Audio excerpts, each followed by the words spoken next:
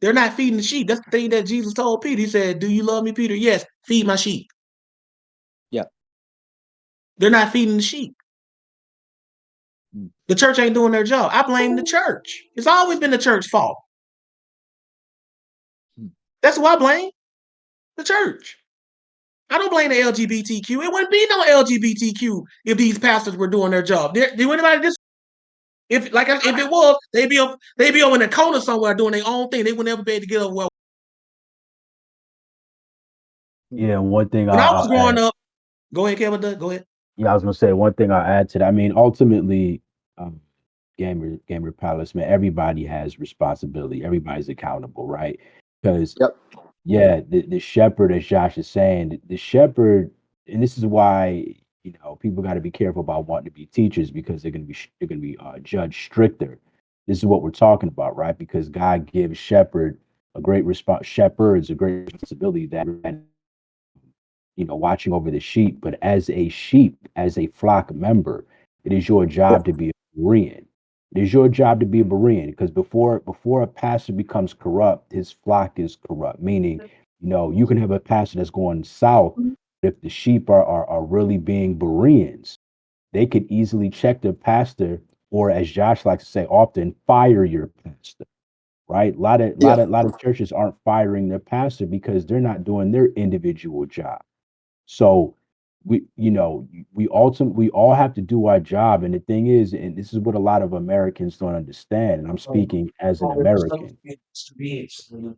Say what, Josh? Oh, I was talking to Johnny. Okay, no problem. Yeah, I was gonna say, I feel like what a lot of American Christians don't understand is that your private sins that you think aren't a big deal, but God sees it, play out on the world stage. I'll give you a good example. Mm. There's a lot of Christians who secretly watch porn. See, and I wouldn't be surprised if some of y'all struggle with that. Maybe not you specifically, Gamer Palace, but it's a big sin amongst young Christians, right? So Yeah. Yeah. how many of y'all when Josh closes out this server, how many of y'all gonna open a tab you shouldn't open? Hmm, right? And think like, oh, it's no big deal. But what y'all might not understand is your secret sins collectively add to the cup of wrath, right? Like you can read all throughout the Bible. Why did God punish Israel? It wasn't strictly because the pastors or the prophets didn't do their job. People from it on an individual basis collectively sinned. So the only way out of anything, this is why if you read Ezekiel chapter 14, God says that the only way to deliver yourself, like if God decides to bring, famine, war, or like pestilence to a nation for their sins, the only way that you individually will be protected is if you practice righteousness, right? So righteousness individually will get you out of a national jam, and sins from an individual standpoint will get you into a national jam. So ultimately, it starts with the individual, and then it kind of cascades from there. Gamer Palace. Okay. Right. Thank you for that. Yeah. And he's telling you right. You still have to take some individual responsibility. I'm not saying that Yeah. the pastors are responsible for you as an individual. I'm speaking from a societal standpoint of view, Yep. right? Because LGBTQ is a group that grew in the midst of a so-called Christian society. There's no way that would have happened if we were cracking down on we should have. Worst case scenario, back in the day, they had gay bars, and they still do, and lesbian bars, right? Yep. What now they come right among us, and if we say anything, back in the day, the gay dude came into a straight club, we need to beat him down. Get up out of here, man. We don't do that. You try that now, you're gonna go to prison for a long time because they're gonna call it a hate crime, right? You can't even make them leave, right? Yeah. If a gay man wanted to come to a straight club back in the day, he had to be undercover. He had to be in the closet, right? The problem now is it's gotten so out of control that it's not just about what they want to do, it's what they want to impart on us, or impose is a better word. They want to impose that on us, right? When you got something that is a society problem, this is how it all starts. It starts with the individual family, the nuclear family. The nuclear family, husband, wife, kids. The church dropped the ball. They don't emphasize the importance of the nuclear family anymore. That's why you got a lot of single mother households, right? Guy got a baby mama over here, got a baby mama over there. He comes up in your church and sit down. Nothing said to him. They allow it, right? See, a lot of people looking for some kind of spirituality, but people looking for spirituality with no penalty, right? They want to go somewhere where they can do whatever they want. Now, we ain't talking about your secrets is or what you do in private, like does was talking about. We talking about stuff that is right in front of the pastor, right? Right in his face. Yep. Not even his peripheral, right in plain view. And he let it happen. See, I wouldn't be able to do this with Kelvin the Dust. Kelvin the Dust found out Josh got two outside kids by multiple baby mamas, and it just come from him just whoring around. That's it. Kelvin the Dust gone. Because he cares about character more, just as much as he cares about the information. He gone. Everybody at A.B.T gone, right? We can't be out here like this, right? Same thing with Cal but it does. If I had an actual building, or even if I knew Cal but it does, he messing around with his wife. I like Cal, man. I can't kick you out of a digital room because you could just make up a name and I wouldn't even know it was you. You ain't gonna be on stage. You ain't gonna be doing no commentary. You ain't gonna be reading for me. You out here messing around on your wife. That's how pastors are supposed to do. That's what Paul and Peter them did. If you were gonna sin, you better been a secret one. You weren't gonna be able to do it in front of them. You better keep it to yourself. You better hope nobody ever find out. But people sin right in the face of the pastor and the church, and we accept it. Everybody who's in the LGBTQ community, they were Christians first, bro. Some of them even still claim to be. We don't want to do what it takes. And it ain't even just money all the time. Some people just want people to like them no matter what. That's crazy, bro. It tells you that. It tells you that. Go ahead. No, I was just saying you can keep going. Yeah, it tells you that in the New Testament. It said a lot. Did you know that a lot of the Pharisees in the New Testament believed in Jesus? Believed what he taught? Did you know that? It says it. No, I didn't. It said, but they would not say it openly because they cared about the praises of men more than the praises of God. Like I know what this dude's saying is right. I ain't about to say it out loud. I don't want to lose my fellowship with these other Pharisees or my status as a religious leader. But we're gonna move on. I think it was who was next? So I don't want to take up too much time. I'm sorry. But you open up the floor to a lot of interesting dialogue. Yeah. You know what I'm saying? Right? And a lot of people need to know that. Like, when I look at these feminists and LGBTQ and all of this stuff, man, I look at the religious leaders. They let this stuff get out of control as a society. They did all of that, right? I don't care about the LGBTQ. Ain't nobody asked, I care about it does. Have you ever asked, how did they get so big and powerful in the midst of a Christian community? Have you ever asked that before, care about it does? I already knew If you the talk, answer. Oh, can you hear me? Yeah, I hear you now. Yeah. Yeah, I said probably not recently, but maybe like many years ago. I pondered, but I know the answer, so I don't ask questions that I know the answer to. Right. That's all I'm saying. Right. That they got out of control. Now all this stuff. I feel very bad for anybody who plans on sending their child to public school in the near future. Like I pray for people like Kel Butter Dust and Antoine and Ariel, because I know y'all got kids either in public school or about to go. Yeah. Right? These public schools are horrible. I was watching a woman on YouTube today. She had breast cancer and she survived it, but while she was going through all of this, her daughter, nothing but 11 years old, You know, she's traumatized by all of this. She think her mom might die. She went to the school counselor and told the counselor she feels like a boy. The whole time her mom was going through her chemo and stuff, she comes back to find out that her daughter had completely transitioned to being a boy, 11 Yeah. years old. Guess who convinced her to do it? The school counselor. Didn't even tell the mom any of these meetings were going on. Her daughter was secretly coerced and encouraged to transition behind her back. And right now, currently, unless it was a real old, this woman is suing And the she school should. for that happening. She should. That's what they're doing, right? Yeah. But appreciate that, Gamer Palace. Appreciate that Yeah. dialogue, and I'm gonna have some I classes in appreciate. the future about it. All right, perfect. I appreciate you talking to me, man. And I'm always watching on YouTube live, and I love the things you say, and I appreciate you having me on, man. Praise God, man. Glad you finally stepped up on Discord. Let your voice be heard. Yes, sir. Yes, sir. Praise God. No doubt. And I'm like, and Kev of the Dust, see, 15 years old, already ahead of the curve. Yeah, way You ahead. feel me? Yep. Way ahead. This is who I like to talk to the most, this age group, because, and it's not because I got like a special place in my heart towards them. Y'all need to go out and see what they're teaching these kids today. A lot of these kids don't got a hope in hell against all this influence. It ain't the kids' fault. It ain't even the parents' fault. You can, I tell people all the time, I have to tell this to Nautica.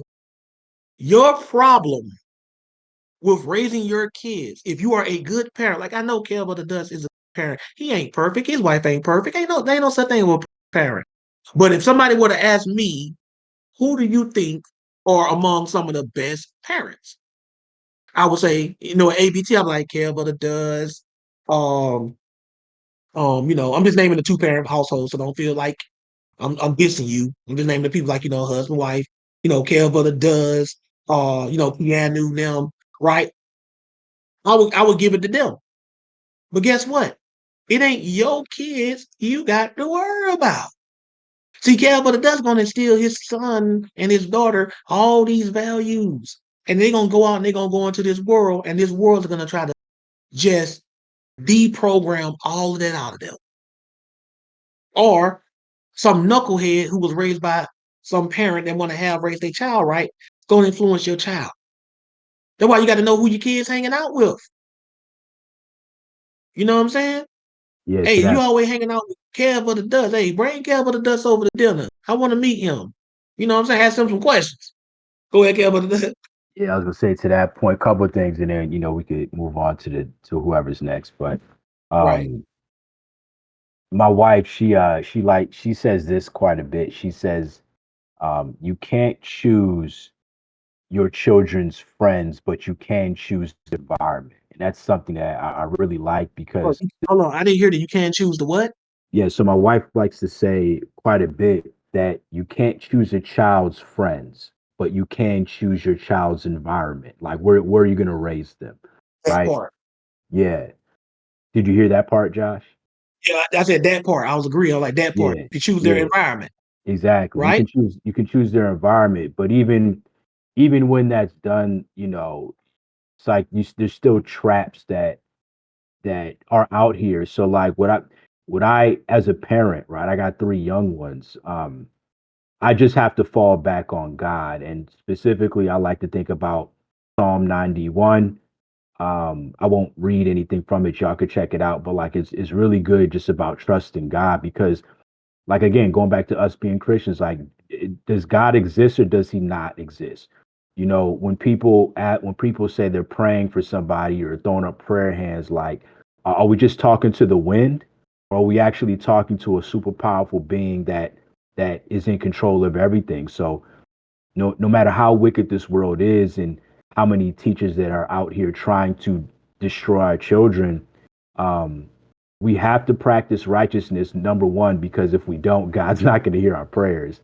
So once we're practicing righteousness, we have to have confidence that, when we pray for protection, pray that God protects our kids from all forms of evil, that he'll hear us and he'll provide ways. Now that he won't do that for society at large, but if you're so blessed to be a righteous person, he'll do it for you and your family. That's what I believe. Right. I believe that too. You know, and I agree. You can't choose your children's friend, but you can de-choose them. That's true. You can de-choose them. You're like, you ain't hang around Buddy no more. That's true. Yep. All I'm saying, you can pick them, but you can unpick them, right? And that's messed up. I know it is, y'all, but you like you don't want somebody's lack of parenting to undo all the hard work you put into raising your kids right. That's what I be wanting people to understand, right? I'm raising my child a certain way. He goes out and he get influenced by some other parents didn't raise him any kind of way. And studies have shown that most kids will listen to their friends before they'll listen to their parents, at least when they're parents. You follow what I'm saying? So that's why you got to be careful who you have your kids hang around because they'll try to undo everything your mom and dad don't taught you. That's why they were able to transition that girl behind her mama back. Her mama going through chemotherapy and all of this stuff. And in the meanwhile, they brainwashing her kid, telling her, yes, you're a boy. All the girl says, I feel like a boy. Right? So I just want y'all to understand that, man. Like this society, right? We got too many churches around for society to look like this. It's far too many churches. Like it is. How we got an abortion clinic and a church right down the street from it? And everybody going up, I guarantee you, the same girl that was in an abortion clinic on Wednesday or Thursday on church. But let somebody, if I had an actual building and the sister came up in and said, Brother John, I just found out the other night that I'm 3 weeks pregnant. I'm gonna get an abortion. I said, well, you just aborted your membership at A.B.T. A baby murderer, and I'm gonna let her just sit in my congregation. Like she ain't done it yet. I'm not talking about somebody did it and they come to me and they feel bad and they're saying, man, I want forgiveness and the Lord to forgive me. I'm not talking about that. I'm talking about somebody who actually saying they're going to do it. You know what I'm saying, Kel? But it does. You understand the difference, right? Yeah.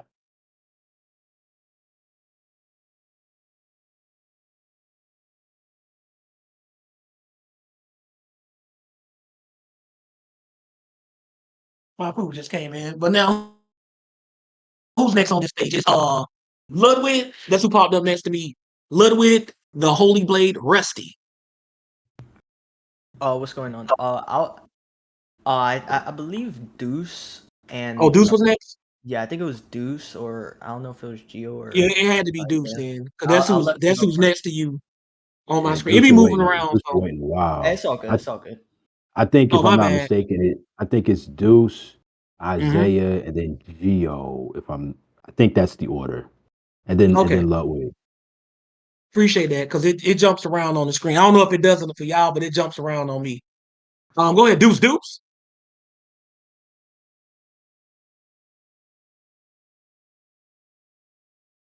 Deuce. You can't get. I can't. I heard you just a second ago. Keep speaking, please. Can you hear me?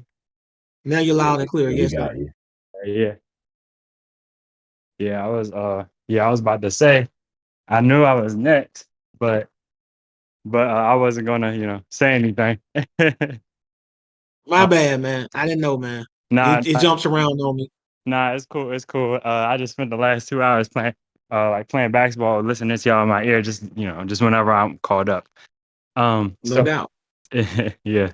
So Kevin the Desk asked me to, because I had said that God will take pleasure in punishing us, or sinners or whatever, or doers of iniquity, and he asked me to pull up the verse when I got on stage. So it's Deuteronomy 28 verse 36. I just read this like yesterday or 2 days ago or something like that. That where God doesn't take No, pleasure in what? I said he does take pleasure.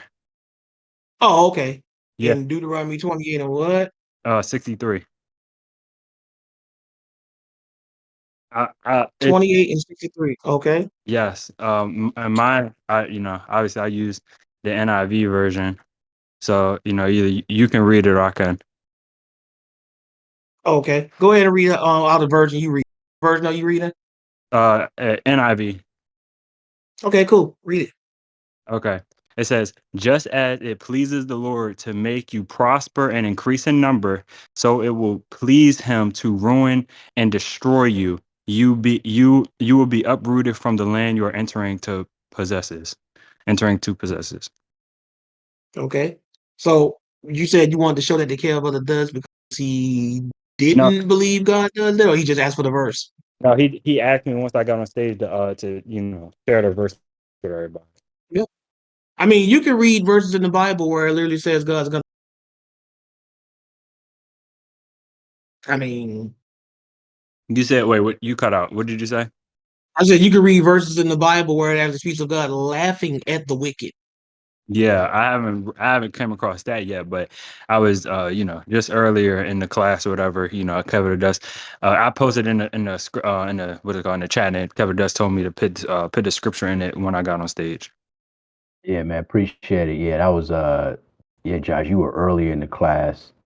Um, but Right. yeah, but Deuce, yeah, I 100% like I don't disagree with that at all. Like I just wanted you to bring up the scripture and Of course. to add to your point about laughter, this is Psalms chapter 37, right? Oh, Verse verse 12, right?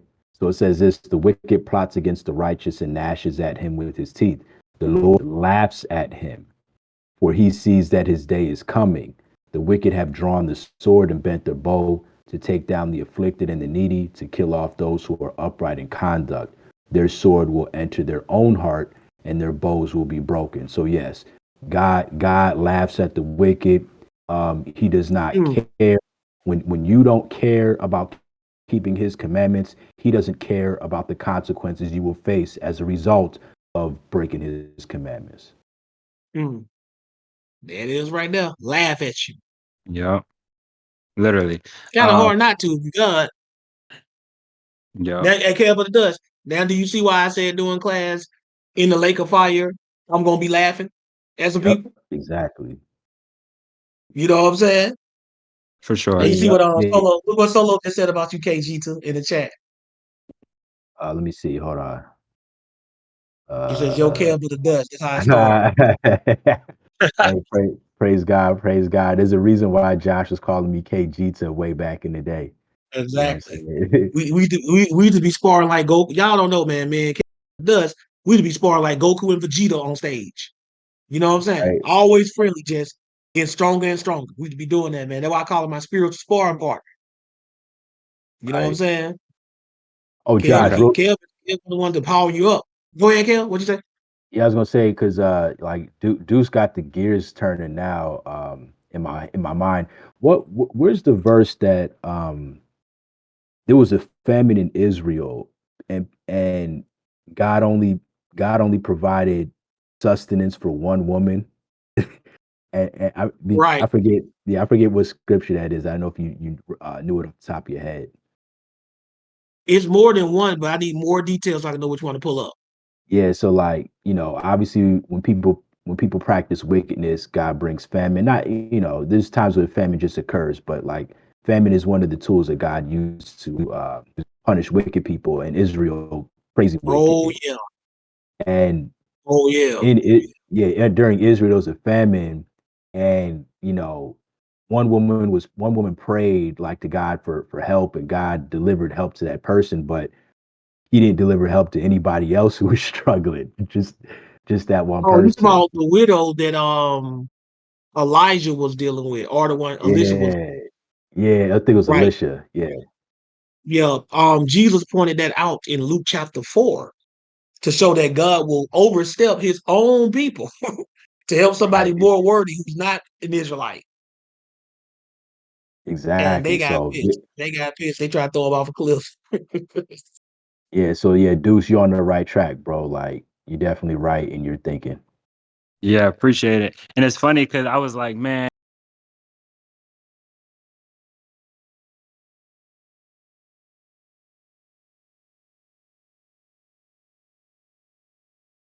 there's these three freshmen now, I'm growing fond of, they're all 18, I'm 21. And I was like, man, like, they like, they're Christians or whatever, and they want to, feel like get to know God and stuff like that. So, I've been saying things here and there, dropping verses, whatever. And then they officially was like, man, like, we want to like actually like, study with you. So I said, all right, cool.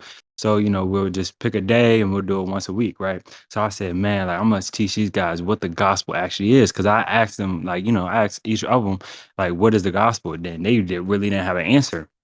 So I said, man, this is what we're gonna do. So starting tomorrow, we're gonna do a once a week, Bible study, and I'm gonna walk them through it. And the first thing I'm gonna talk to them about is the gospel, right? So I said, man, Mm. I'm gonna reread the gospels. I'm gonna reread First, Second Corinthians, Romans, and Hebrews before tomorrow, right? Before we get into the study, so I can be well versed in what I'm talking about. And that had me reread the Gospels. And Mhm. I was like, man, I'm gonna reread the Gospels and I'm gonna finish up the Torah and whatever. So that's where I heard the Deuteronomy verse.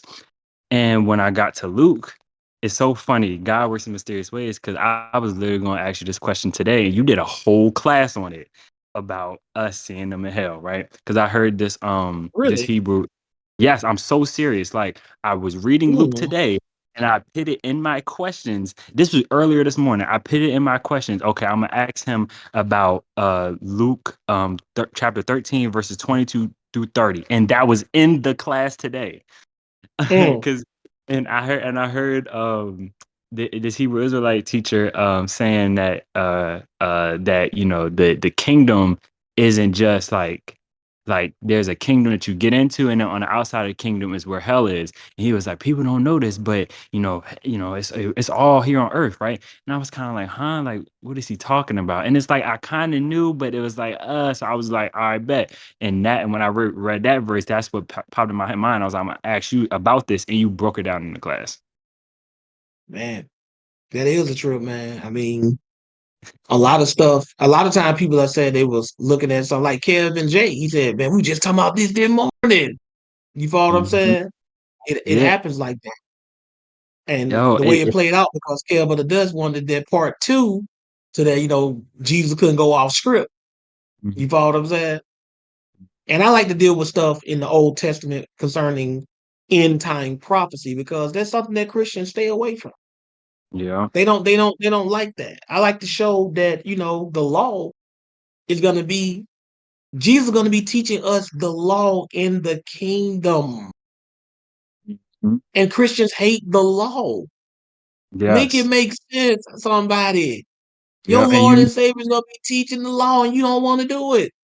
yep, and you know that they hate it because people be like, hate such a strong word, hate such a strong word. You know that they hate it because God said if you don't do it, you hate it and you hate me, and if you do it, you love it and you love me. And that's what I'm saying. Like, and you notice, um, whenever we're done, when I did the trendy class last Q&A open, crickets. Yep. This class right here, Q&A open, crickets. It's time for y'all to realize that y'all are getting the better brand of teachings from better teachers. Like you got Kev that does, Kevin J, myself, even Gideon don't step this game up. Like Gideon can, mess around in the Bible. He been getting one-on-one studies in with me. Solo is a beast that y'all ain't gonna see coming from the East. Because Solo been getting a lot of these on one-on-one counseling. Y'all ain't gonna see Solo come. He's slick. He think he's just gonna catch y'all by surprise. But I'm telling y'all, man, watch for him. Right? And then Yep. people like Deuce and the rest of y'all who we DM one-on-one who have these counseling sessions with me, and the ones who just come in here every week and taking notes, Brother Dunn, y'all need to look at this dude notes. Prism, like y'all are gonna be dangerous out here, not just in the Bible, in other areas too. Psychology, history, we teach it all up in here, right? That's why they be trying to hate. That's why the first thing they want to do when they see you rising to the top, they want to throw you to the wolves. Well, why don't you go to hate him? Why don't you go see him? That's the first thing they want to do, right? Yeah, but the Dutch just in the gym hitting on this punch bag. He ain't trying to box nobody. Somebody just see him hitting the heck out that punching bag. Looking good on that speed bag. Definitely looking good on that jump, bro. Hey, man, get in the ring with me. That's how the Christian world do. You just can't admire that can for the dust, beating the mess off that bag and that speed bag, and you just can't admire that. No, you want to test it against you Yeah. or against somebody who you respect or admire, right? I'm telling y'all, we just need to focus on leveling up. That's what we need to be doing, right? They see you. That's why they challenge. Why do y'all think they challenge me? That's how they challenge y'all. You don't challenge. You challenge the champ. You want to prove something. That's why they come after people like that, right? Yeah. And then we get to Uh, talking to them. We really like try to debate with them. They don't even really want to, really get down and dirty. yeah. Um. Yeah. So okay. So my Mhm. next question was 2 chapters over in Luke 14, verse 26, right? The and the obviously the context of this is verse 25, where it says, a large crowd was traveling with Jesus, right? And so he turned and he says, turning to them, he said, so Jesus said, right, in verse 26, if anyone comes to me and does not hate father and mother, wife and children, brother and sister, yes, even their own life, such a person cannot be my disciple. Mhm. So okay, I know, like, the Bible is not us to hate our father and mother, obviously, because in the Ten Commandments, in, it's in in in the Bible, there are two definitions of the word hate. okay. Or actually, three, depending on how you use it. Same word. There's a hate that means like in literal hate, like I can't stand this dude. Hmm. But there's also a hate that is by comparison to something else is a hate. Hmm. Which one do you think this one is? Comparison. And let's prove that. Let's go to Matthew chapter 10. Okay. Read the same thing we just read here Okay.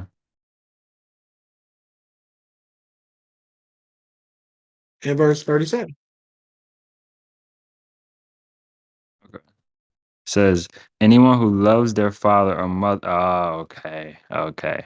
Anyone who See? loves their father or mother more than me is not worthy of me. Anyone who loves their son or daughter more than me is not worthy of me. Okay. And Right, it's funny. I don't understand why that verse didn't pop in my head when I was reading this. Yeah, I think it's because it just says hate. You know what I'm saying? Uh, right. but because I was like, dang, like hate, like I understand, like means like to practice iniquity, like you want to hate that, right? Yeah. But- Hate, when used as a comparison in the Bible, sometimes just means love less. Mm, okay, okay, Like it says with Jacob and Rachel and Leah. It yeah, said he loved Rachel but hated Leah. yeah. He Does didn't. it mean he literally hate, like I can't stand her? He had Uh, a funny way of showing it because he put a lot of babies in her. yeah. So he It meant didn't. he loved or favored her less. Okay, yeah. So all right. So then this is just my last question for this week. I'll just come back next week. So Mhm. Judges chapter 19, verse 22 through 25. It says, while they were enjoying themselves. Okay. So I was wondering if this was about this, like similar to how it reads in Genesis about the two men, which were the angels that came into Sodom, and the men were trying to have sex with them, right? Because it says right here in Judges chapter 19 verse 22, it says, while they were enjoying themselves, some of the wicked men of the city surrounded the house, pounding on the door. They shouted to the old man who owned the house, bring out the man who came into your house so we can have sex with them. Verse 23, the owner of the house went outside and said to them, no, my Mhm. my friends, don't be so vile. It's a similar incident. Okay. Yes. And I was like, I want to know, because I'm like, why is it like the same thing? You know what I'm saying? And like, I don't know. If something is a common occurrence, let me ask you a question. How common is gang rape? Common, very. So if you saw it, read about it happening twice, would that make you be like, hey, yeah, it got to be the same story, just repeated in a different location? Right, in a different time period. Because A lot of things that people don't understand Mhm. about the Bible is the setting. In ancient times, It was dangerous for you to be traveling alone with a woman. You have Yeah, marauders and bandits on the road. They will murder. See, this day and age, and this getting worse, but this day and age, most of the time, when somebody rob you, they just rob you. yeah. Back In then, ancient times, your death was almost assured if somebody tried to rob yeah, because it says that she like they had sex with her and she died, and then he had to chop you. Yep. up her he had to chop up the rest of her body or whatever. Well, he didn't have to do it. He just did Or not that, you know. actually did because you know, Right, and I was just like, dang, like, and it just yeah, always because I was reading Ecclesiastes about last week, and it always reminds me of Ecclesiastes chapter 1 verse 9, and not even just chapter 1 because it says it all throughout Ecclesiastes. It says nothing is new under the sun, right? Uh, right. and and it just I put something on my Instagram a few days ago, and I said, man, this is Sodom and Gomorrah all over again. And somebody post replied to it, said, "What are you talking about?" I said, "Well, in Sodom and Gomorrah, just a whole bunch of gay men trying to have sex with gay men." And I actually said it's worse today because you have that, and then you have women trying to have sex with women, and then you have transgenders on top of that, and then you have parents. Mhm. Parents, you have parents empowering their children to change their gender, and not only that, saying, "Oh, okay, it's okay to be gay." Right. So so I'm saying, like, they're telling you, oh, cut off your genitals, whatever, whatever. Like, just love yourself. Right. And I was saying, like, it is Sodom and Gomorrah all over again, but it's worse now. You know what I'm saying? Because Right. not none of that was happening back then, and yet God hasn't rained sulfur over all of us. He should rain sulfur all over America and Canada. You know what I'm saying? And I just Well, remember in Sodom and Gomorrah, it was less than 10 righteous people. That's yeah, how bad it had gotten. yeah. See, over here, people say, well, why don't God rain Sodom and Gomorrah, rain fire and sulfur or brimstone I over here like he did in Sodom and Gomorrah? thought it was because Well, it freed us from the it's curse of death of the law. well, not just that, it's because it's more than 10 righteous people, Oh, okay. Okay. right? Yeah. You know, because remember, Abraham bargained with him. Yeah. Abraham said, would you spare it for 50, Oh 40, yeah, 30, I remember 20? I remember that. Okay. That Yeah. means it wasn't even 10 righteous people in a freaking whole city. And That city, means the righteous people numbered in the single digits. dang, bro. And then they lost one on top of that with Lot's wife. So Yeah. whatever that single number was, It's what less was it? it was less than that. Lot's wife, Lot, and his two daughters. That's like four people, right? Yeah. I think they could have brought their husbands with them or something, but they were like, nah, we. But it was definitely less than double digits. Dang. Yeah, no, I remember. Okay, that makes sense then. So is that like the baseline of it? Of 10? what? Like No, 10. no, that's just the number that Abraham finally proposed, Okay. right? See, sometimes the stuff that righteous people do can hold back the wrath of God if it's enough of them. Okay. Sometimes. But if it ain't enough, he'll just tell those few righteous to get out the way because I'm about to tear this thing up. Okay, that makes sense. Okay. Well, I appreciate you. I don't want to take, more time because I know I was sitting up here for 2 hours. So, whoever else is up here sitting up here for longer. So, whoever else is Book, next, I book, let them book go. another session, deuce, deuce. You know how we do. Nah, I Me and know. And the I, last session me and Solo had was 2.5 hours. yeah, I'm in college. I don't got that type of money. So I may book one, sooner rather than later. I didn't charge him for the whole. I didn't charge him for the whole time. Okay. No, it was. I'm sorry. It was 3.5 hours because we started at 8 and we got off at 11. It was three and a half. Three and a Uh, half hours. Right. yeah. So I gave him like a whole hour free. Oh, okay. All right. Well, Yeah. I appreciate it. And I hit you up in the DMs. I hit you up last night, just making sure everything was all good. You know what I'm saying? I God, appreciate that. for sure. God bless everyone up in here. I appreciate you. So, have a good night, y'all. You too. Deuce, deuce. Appreciate it. Peace, dudes. Double deuce. Right. And you said it was Geo and then Isaiah AC. Care about the dust. Who was next? I think I said Isaiah and then Geo. Okay. Isaiah air conditioner. What's up?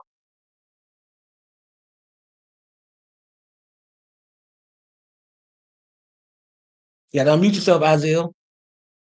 Hello? There you go. What's up, Isaiah Air Conditioner? What's up? What's good, brother Josh? AKA Cedric Samuels, aka Truth Teacher 3010. How are you doing on this fine Shabbat? That's correct. How you know about the Truth Teacher 3010? All I don't right, even hardly knew that no more. man, drop the old school YouTube I- link Old school, name. bro. I've been Old doing my school. research. I've been doing my research for this compendium. Yeah. What?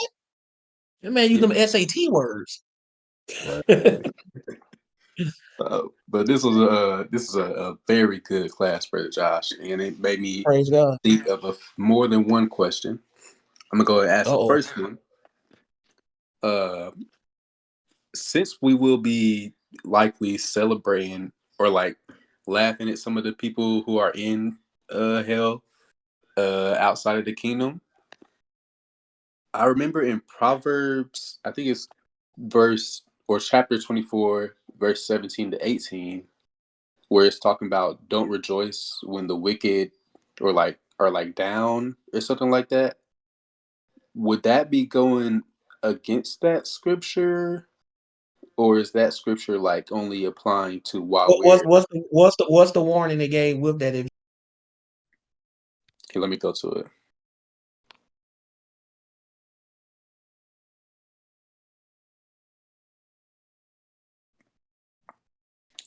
I'm gonna you just always saying don't rejoice when your enemy falleth. That's what you're talking about, right? yeah. It says, "Lest the Lord see it, and it displease him, and he turn away his wrath from him." You think he finna turn away his wrath from people burning in hell? No. There you go. Okay. That's So that's that's applying to us now. okay. right. Like we don't supposed to be doing that now to people. Okay. So like now, like say serial killer got caught on the news, and it said like they was gonna give him like the electric chair. Would it be Yes, wrong? yes, we're supposed to be rejoicing that a serial killer got caught and can't hurt anybody anymore. But when you go back to Proverbs 24, read that again. Okay. Verse 17. Rejoice not when thine enemy falleth, and Hold up, when let who? not Hold up, rejoice not when who? thine enemy, What does thine enemy mean? like somebody who's against you, an op. That's like a personal thing. Oh, so it's not like just everybody or any wicked No. person. It said don't rejoice when this is a proverb you're reading about where you have a personal enemy or somebody who done something specifically to you or at the very most somebody in your family or something like that. This is not talking about you not being allowed to rejoice when justice comes to the wicked, Okay. right? Like you just the scenario you gave was a serial killer getting caught by the police, right? And going to trial. That's justice being served. What Proverbs is talking about is you rejoicing because some guy that you got a personal beef with failed. That's not the same thing. You Okay. understand? In that situation, would it be because maybe both people are in the wrong? So it's like you can't be laughing at your enemy because you're doing No, bad as well. that's just part of the way God got it set up. Like when Jesus said, "Love your enemies and pray for them, bless them that curse you." Like God don't want us to have a vengeful, spiteful heart. Okay. That's the lesson that we're getting out of that. But it does not mean that if somebody tries to do something to Kev or the Dust's wife and he gets away before Kev can put them serious hands on him. And then later on, we read that dude got caught. We're supposed to rejoice. It's not our enemy's downfall. That's justice being served. That's you thanking God for taking a criminal or a crazy person off the street. We're supposed to always celebrate that. But the one Okay. you're reading in Proverbs is talking about you and your and a personal enemy. That's why I said your enemy. It didn't say the enemy, your enemy. That's a personal thing. You don't supposed to rejoice when he falls. That's what most people will do. If somebody been doing something wrong to you and then they fall hard, that's what you get. We're not supposed to be like that. That's what that was talking about. Okay. Now, if I'm fighting somebody in a video game, it's a 1v1, and I'm smashing my cousin up, and he lose. Video games are not real. Okay, so I could crack on him then. Yeah, I mean, a little harmless trash talk, but even there, if he's really getting his feelings and offended by it, he's supposed to stop. Okay. All right. My next question, and this is a more recent one. Like you were talking about with Deuce Deuce. Sometimes God, when it says hate in the scripture, it means like just love less. When it said God hated Esau, does that mean that he loved him less, or did he like just generally hate Esau It tells you because his works were wicked. What do you think that means? Like I was telling Deuce Deuce. because his works were wicked? He generally hated So them. does that mean by comparison only, or also like a because of something he did? Something he did. Exactly. Now, if it would have just said God loved Jacob and hated Esau, and Jacob and Esau ain't done nothing, or just like when it says God loved, but Rachel loved, I mean, Jacob loved Rachel and hated Leah. No reason is given, even though you can kind of deduct from the story that he was pissed because that's not the wife he was promised, right? But when it says he loved Jacob and hated Esau, it tells the Bible because his works were wicked. It says that in the Bible. It gives a reason. Okay. Well, those are kind of the only questions I had. No problem, Isaiah, air conditioner. Oh You yeah, follow what I'm saying? real quick. Uh, Mm-hmm. on your YouTube, do I have your permission to like download like your videos off your YouTube, add them to my own personal archive? Yeah, that's kind of like what you agree to on YouTube when you make your video public. Like there's no avoiding that. People can just strip your stuff. Okay. Right. You can do that. I don't got All no right. problem with that. You know All what I'm right. saying? I be ripping other people's stuff. You follow what I'm saying? So it is what it is. It be mainly like music and stuff. But man, we had that conversation about, the polls and all of that stuff. Matter of fact, I was talking to you about it. Yeah. I'm pretty sure that was me. Yeah, that's it's public domain when you put it out there. Now, I've come across some where they do something with the what they call that, the URL where you can't download stuff. Some people can set it up like that, but most people they just put it public. That's how you see people uploading the same videos on other channels. Like I just saw this. Somebody had it first, and they ripped it from them, and they uploaded on their own. Yeah. The only reason I was asking that, or not the only reason, but because I had looked it up, and I think I saw somewhere where it said like it's copyright unless you have the person's like permission. So I just wasn't trying to. No, it's only copyright if you rip it and try to upload it somewhere else without my permission. You just downloaded it. That's not a copyright law. Copyright by definition, that's why it's called copy. That's you attempting to copy something and pass it off as your own content. That's why it's called copyright, Okay. right? You just downloading somebody's material just to for your own edification. That's not copyright. Even if you uploaded my stuff on your channel, I can flag you and probably get it taken down. Cause like I said, he put it up without my consent, and you'll get a copyright strike, right? But if you just did that and nobody cared, YouTube won't say nothing. Okay. Well, all right, Mhm. brother Josh, you sleep well tonight, man. Thank you for the lesson No today. problem. No problem, Isaiah AC. And I hope that you see them in hell and not the other way around. Indeed. Yes, indeed. Okay, now we got Geo Metro. Anything you want to add to that, Kel? But Nope. We can go on to Geo. cool, cool. Geo Metro, what it do? Good evening. How are you? I'm good, man. How you doing? I'm good. I'm good. Good. I just wanted to ask, I guess I'm going through a change of life right now. You know, I'm in a stage where I can move anywhere in the country. I'm trying to move right now, and so I'm looking for a Christian city in reality. And I was looking at Salt Lake City, Utah. You know, because Okay. they have a. But I wanted to ask you about it because I know they have like a very They got a strong Mormon presence there, don't they, Kevin? yeah. Yeah, if you're about the the multiple wives, that's a good place to be. Just Yeah, so just saying. Sorry, go ahead. yeah, I guess I'm wondering like yeah, the Mormons. Like that's kind of the my worry is like I worry because I'm like, okay, I want to move to a Christian city. I want to move to a city that has more Christians or that I can To fellowship with, or just for the moral quality of a Christian populated city? the moral quality. I lived on the West Coast for a couple years in some cities in Oregon and I felt like they were godless. So I'm looking for a city now that just feels like at least people follow something, you know. And I feel like yeah, the Mormons Mormons are some of follow. the nice. They're some of the nicest people you'll meet. I Mhm. love me some Mormons.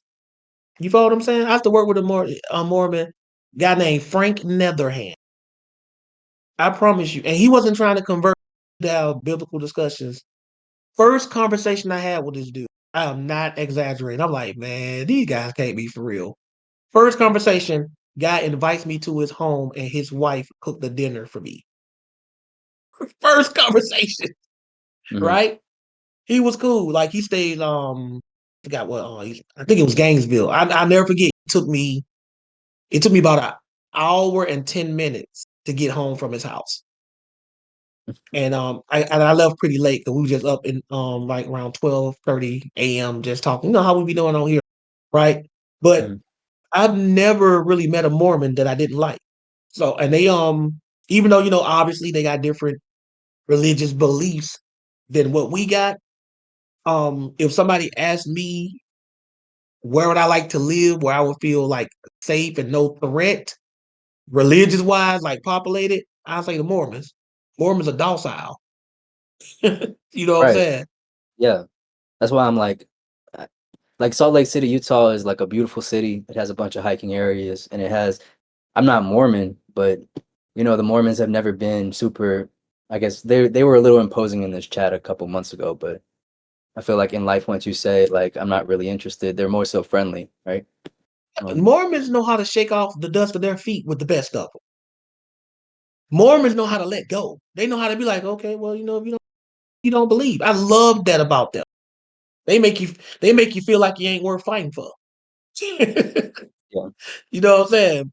Mormon be making you feel like, dang man, that's it. You ain't gonna try. But as far as that, yeah, they got you know, they have heavy Christian values. Like y'all know me. I'll give you the good and the bad of a religion. I give you the good and the bad, right? Um, not that many Mormons are into polygyny. It's not really that many of them, right? They do practice it, but that's not really an impact on the moral fiber of the overall religion. I even met Frank's the guy I was telling you about. I even met his father. His father showed up that night, right? They teach family values. They believe in the nuclear family. They're real big on morality. You know, um, they don't believe in sex before marriage. Like core basic principles. They're real stern about them. hmm They really are. You follow what I'm saying? So if I had to be populated around a certain Christian denomination where I would feel like, well, they're gonna try something on me, or do I really gotta watch my back? They be at the top of the list of people I would feel like, safe around. Okay. Anything can happen anywhere, but Mormons are cool. Yeah, that was Mhm. my worry, like about I guess I'm reading in Kings too now, and I'm kind of reading a lot about the kings who failed because they were living in places or they had wives that were following other gods, right? Or following the wrongs. And I guess the Mormons are, we follow the same God, right? But they just have an idol or they have a prophet. They, And I don't they, know they about got Joseph Smith, and they're that. so depending on which one you talk to them, some of them are open about marrying outside of the Mormon faith, and some of them are real strict. Some of them like, no, you got to be a Mormon. You follow what I'm saying? Right? But you don't want to go looking for a wife among them because you're gonna have to be a Mormon, bro. I'm just letting you know that, Mm-hmm. right? She'd be a good wife. She'd be humble, submissive, helpful, but she's a Mormon, and you got to get behind Joseph Smith, and I can't do that. And yes, he was a false prophet. I can prove it. I got the receipts. I got the documentation. Mm-hmm. You know what I'm saying? Yeah. Right? And that's the hardest. That's the hardest part, man. Some of the best women come from other religions. Yeah. If you were in my shoes, I guess, and also Keva the Dust, like what would you do? I guess what city would y'all have your eyes on? Well, what are your alternatives? Any city in the Anywhere? US. Yeah, anywhere. Yeah, Well, I know a little bit about Utah and Georgia, as you spoke of, but you can probably ask Kev for the dust because he's moved from one city to another since. yeah. Can you both hear me? Mm-hmm. You breaking up just a little bit. Can you try again, Kev, for the dust? Can you hear me? Testing 1 2 testing. Can you hear me? I hear you. Yes. All right. Yeah. So this is interesting because so let me ask you this, Gio. What made you target Salt Lake City, Utah, or I guess Utah in general? Like, was there data behind it, or was it just basically like, kind of, hey, this place seems great, like based on your own, I guess, understanding of the area? Um, so I've driven through it twice and I liked it, but I didn't really stay there. But it's more so based off of data and what I hear from the people who live in Utah and the people I meet from Utah. Just kind of good people, down to earth people. And but it has nothing to do with me living there for more than 1 day or 2 days passing through the city. So I don't really know what it's like. It more so just has to do with I'm young and I want to go to a city where I can feel like I'm congregating with other people who have the same values as I do.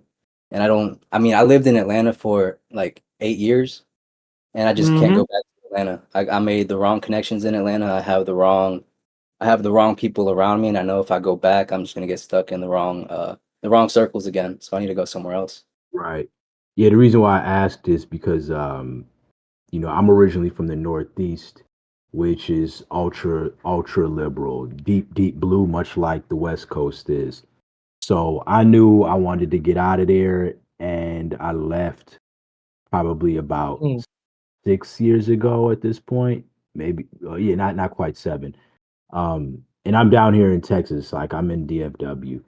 So here's what I did, right? Like, because I'm big on like metrics and data.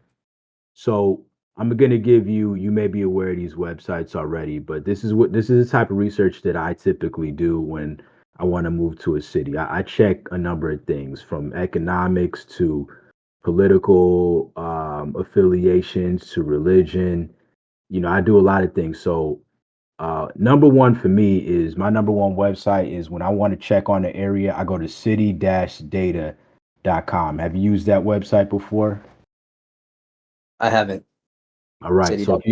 if you go to city-data.com, the first thing I check out a couple of things, a couple of metrics, if you will. So I'll take let's take where you from by or not. You don't have to tell me where you're from, but like give me a city that's close to where you're from, I guess, like on the West Uh, Coast. the Portland, Oregon.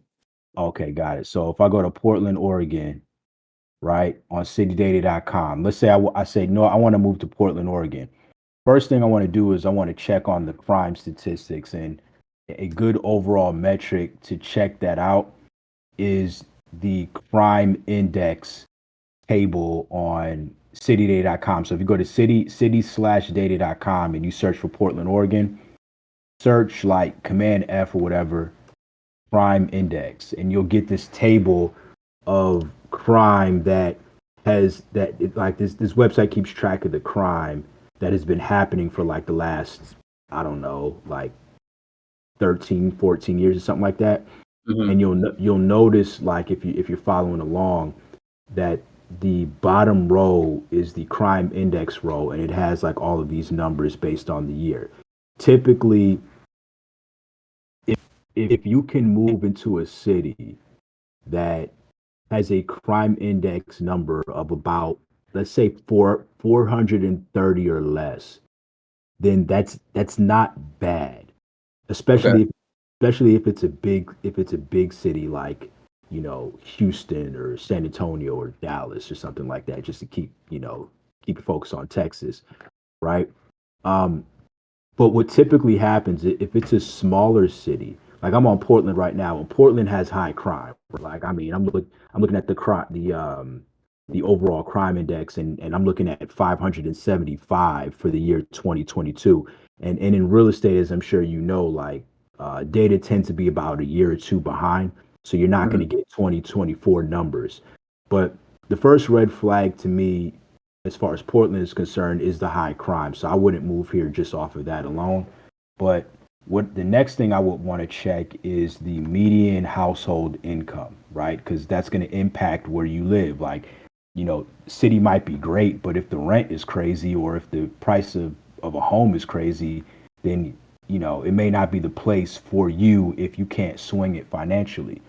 But sticking with Portland, says estimated median household income, at least according to 2022 numbers, is $81,119. And then it tells you like, what it was back in 2000. Also, what's a good what kind of connects with that number is the house value, which again in Portland's case, and this is crazy, like it seems like a lot of people they make okay money, like 81,000 is okay money, but when you cross reference that with how much a home costs, like it's insane. It looks like it's, the average home is $562,500. Like Mhm. you're probably not gonna be able to buy, like, just looking at this number, this Portland's probably a renter city, because if you're on average making $81,000 a year, but the price of a home is over 500,000, you're probably not gonna be able to afford a home. So you got three things that I'm looking for. I'm gonna look for how safe from a crime perspective your city is. I'm then gonna look at the the median household income. I'm also going to look at how expensive a home is, and you can get all this data from citydata.com, like when you Mhm. search for a city. And then there's some other things like, uh, that I don't get off city data, like, what's the job market like in the metro area, right? So I would say stick with citydata.com. Also, a good website to look at like other things like political affiliation would be bestplaces.net, right? So, for example, Salt Lake City, right? I went to bestplaces.net, and I searched Salt Lake City, and I just clicked on like the politics and voting section. And here's just a couple of things they said about Salt Lake. It says Salt Lake, well, it's really the county, but I would assume Salt Lake City is within the county. But it says Salt Lake County, Utah is somewhat liberal. In Salt Lake County, Utah, 53% of the people vote Democrat. In the last presidential election, 42% vote for the Republican Party, and the remaining 4.8% vote independent, right? And then it said in the last presidential election, Salt Lake County remains strongly Democratic, 53.0% to 42%, 42.1%. So if political affiliation matters to you, there's a lot of websites out here that can give you this kind of data. And when I was moving from the Northeast, I knew I didn't want to be in the Northeast anymore, and I had a feeling like emotionally I wanted to get to Arizona, but Arizona's is more purplish in political affiliation. So the South is where I ended up landing. But you'll have to do your own research. There's things that I'm sure you like and dislike about many things. So you'll just have to figure that out. But um, I would stick to those two websites to start, and if you do that, it should give you a good base of data to inform your decision on wherever it is that you choose to live. Thank you. I mean, yeah, that's really helpful. Yeah, I'm gonna look into these for any city that I'm looking at now. Yeah, no problem. Did y'all peep all of the necessary critical information that Kev of the Dust gave this man on a move? See, this is why I surround myself with the cream de la creme, the cream of the crop, the best there is. 'Cause I would have just told him to just move because he liked more. That's all I would have told him, bro. Hey, Mormons are cool. You know what I'm saying? They ain't gonna do nothing. Go ahead and move. Kev made a very informed decision. Like he put a lot of stuff in there: cost of living, political affiliations, crime rate. You know what I'm saying? Like he went into all of that. You follow what I'm saying? So this is Yeah. why you want certain people around you who help you make informed and educated decisions. And he gave you a lot. He even gave you websites that you could refer to keep up with this stuff. Yeah. See, this is why I tell y'all, man, this is why this is my spiritual sparring partner. He's in a lot of cases more analytical than I am. You follow what I'm saying? And he's obviously more of an expert on all of that because I ain't never had to move from one state to another, and he has, right? And he's very methodical when it comes to stuff like this, right? Everybody need a Kev of the Dust on their team. That's my whole point. You better get one, Gio. You need a Kev of the Dust in your life. Look, got my eyes You open. can't have this one though. You can't have this one though. Can't have this one. All right. Thank you very much, Kev. I appreciate it. Thank you, brother Josh. Hey, man, no No problem. problem. Anytime. Good luck on the move too, man. Let us know when you get settled. Thank you. I will. And now who was next after Gio? It I was was love Rusty. with it. Yeah. But Rusty like to go last. You want to go last this? Nah, I'll just say what I have to say. Okay. It won't be too long. I just have two questions and then just like not not not necessarily a question, but like more of like a suggestion, like for me. Um, Okay. okay. So I was doing a little bit of casual reading uh yesterday, and you know one of the words I was looking up was curse, right? I already found the definition already, so that's not the question. But I was looking up in several different translations, Ooh, and one nice. one verse that it took me to was Exodus 22 verse uh let me see if I can find 28, and I was reading it in the KJV, and this was the Exodus question. 22 and 28. Yes, 28. Yes, and it's 22 and 28. Okay. yeah. Let me know when you get there. Oh boy. So yeah, it reads, "Thou shalt not revile the gods, nor curse the ruler of thy people." Now, hmm what I was questioning about is what does it mean by when it says not revile the gods? Because I know like idolatry and like worshiping other gods is a sin. So You why said you does looked this up in other translations too? yes like for example in the CSB it says you must not blaspheme God, and I know that word that's being used there is Elohim, which hmm which is also in the plural. Like that's a plural word, I'm pretty sure. But I was just hmm confused why it says gods here in the KJV. Right. See, here's the thing. Um, in ancient Israel, and a lot of people don't know this, and different translators will translate the gist of what this is saying. But a lot of people don't know this, but the judges in ancient Israel, they were also known as gods. See, God Mm. could refer to an angel, it could refer to the Most High God, and it could just refer to anybody in a seat of power, right? In fact, Paul makes a reference to this. Let's go to the book of Acts. Which chapter? let's see. It's gonna be hold up. Let me see if I can find this right quick. Acts 23. X 23. Hold up, I'm still getting there. And this is when Ananias had Paul slapped because he thought Paul was being disrespectful. Right? Okay. This Acts 23 and verse 2. Go ahead and read. And the high priest Ananias commanded them that stood by him to smite him on the mouth. Right. So the high priest Ananias commanded the people that stood by Paul to smack him in the mouth because of something he said. Mhm. Continue.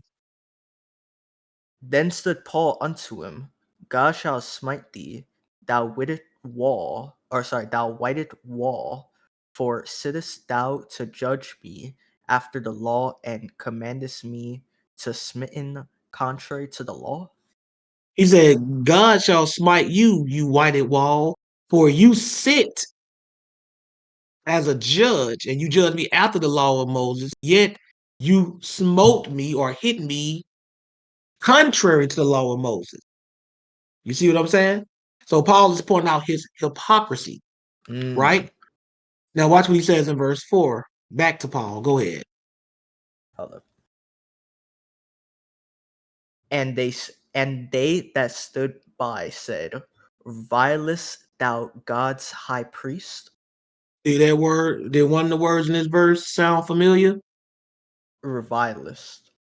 Exactly. So they asked him, they said, do you revile God's high priest? That means like speak against him, or are you being disrespectful? Are you disrespecting him? Watch what Paul says. Verse 5. Then said Paul, I wis now, brethren, that he was the high priest, for it is written, Thou shalt not speak evil of the ruler of thy people.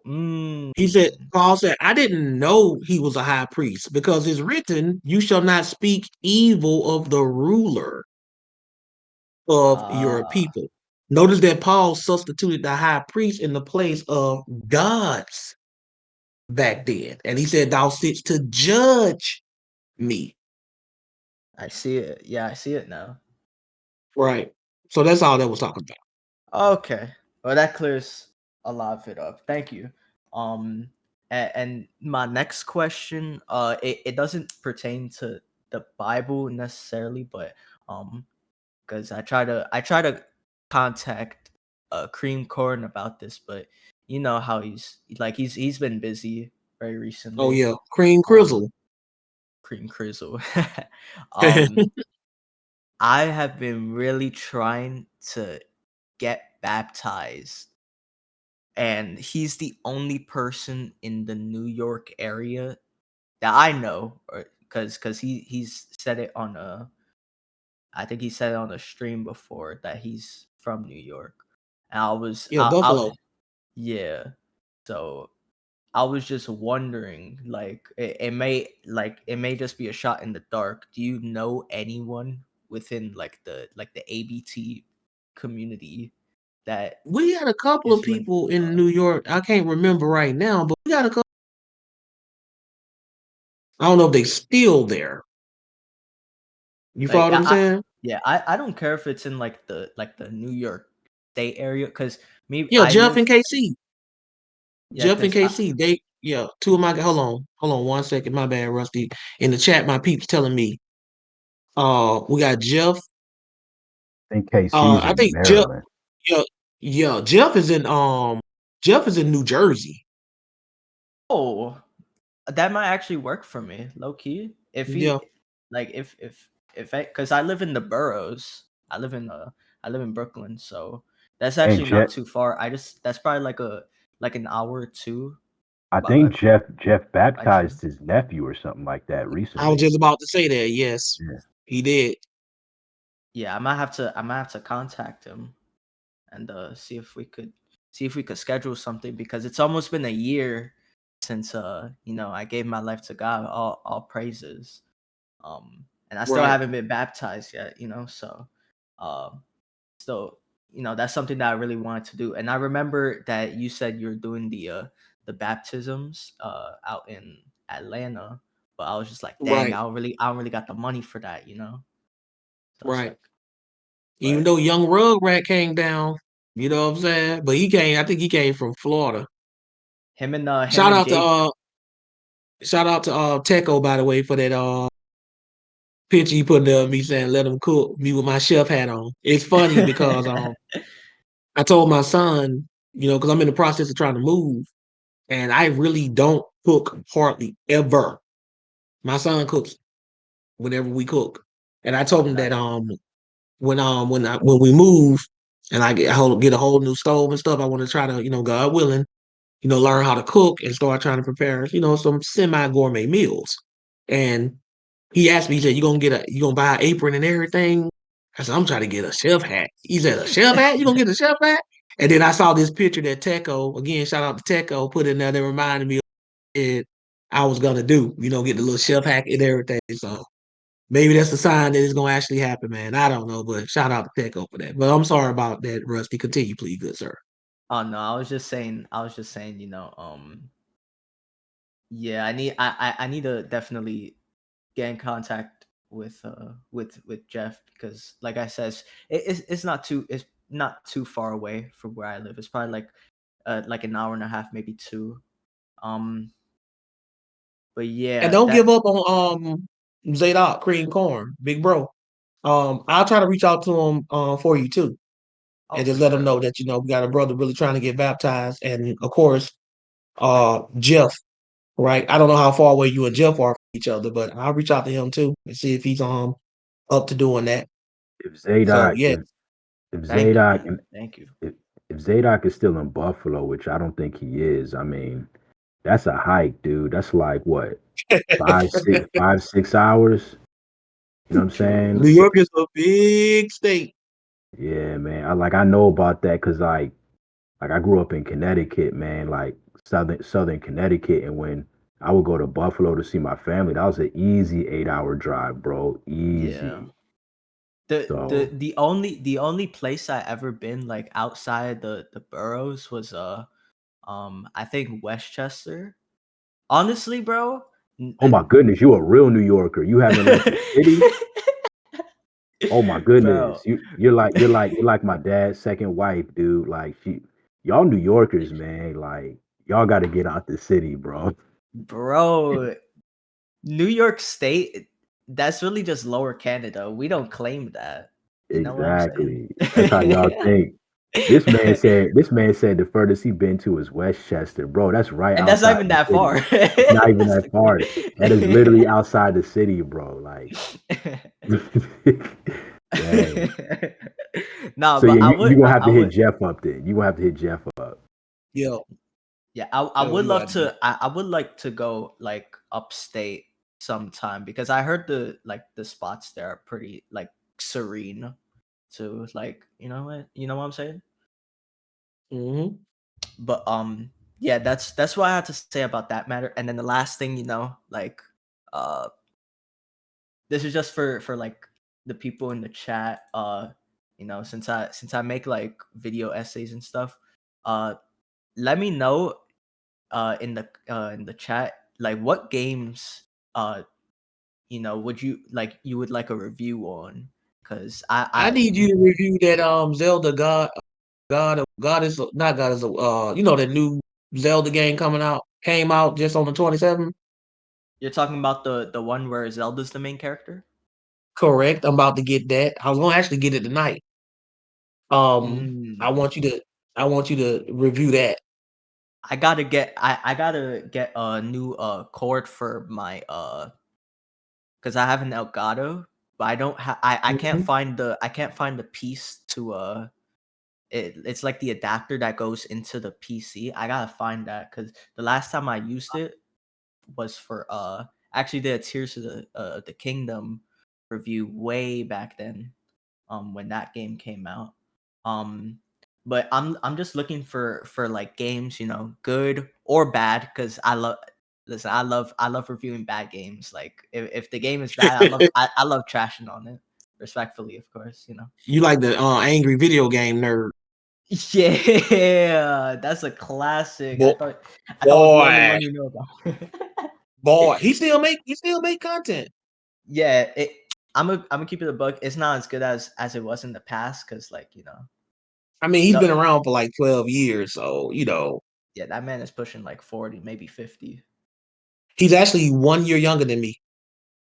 He's Really? 43. Oh Yep. I heard him wow. say one time he was born in 1981, and I'm born in 1980, and I'm 44, so he had to be 43. Oh wow. No, I Well, remember what were you gonna say? I don't know, he just got to be laughing, man. Back, you know what I'm saying, when he be bad at the game. I remember there was one video he made where it was like a Bugs Bunny game. He brought in Oh man, one of it. He you know the brought one he was in beating up Bugs Bunny. yeah, bro had a whole guy in a Bugs Bunny outfit. He just threw him across the hall, bro. That had me Man, dying back then, bro. yeah, that was a funny one too, man. I was like he goes, he puts a lot of work into his content, like to try to make it funny.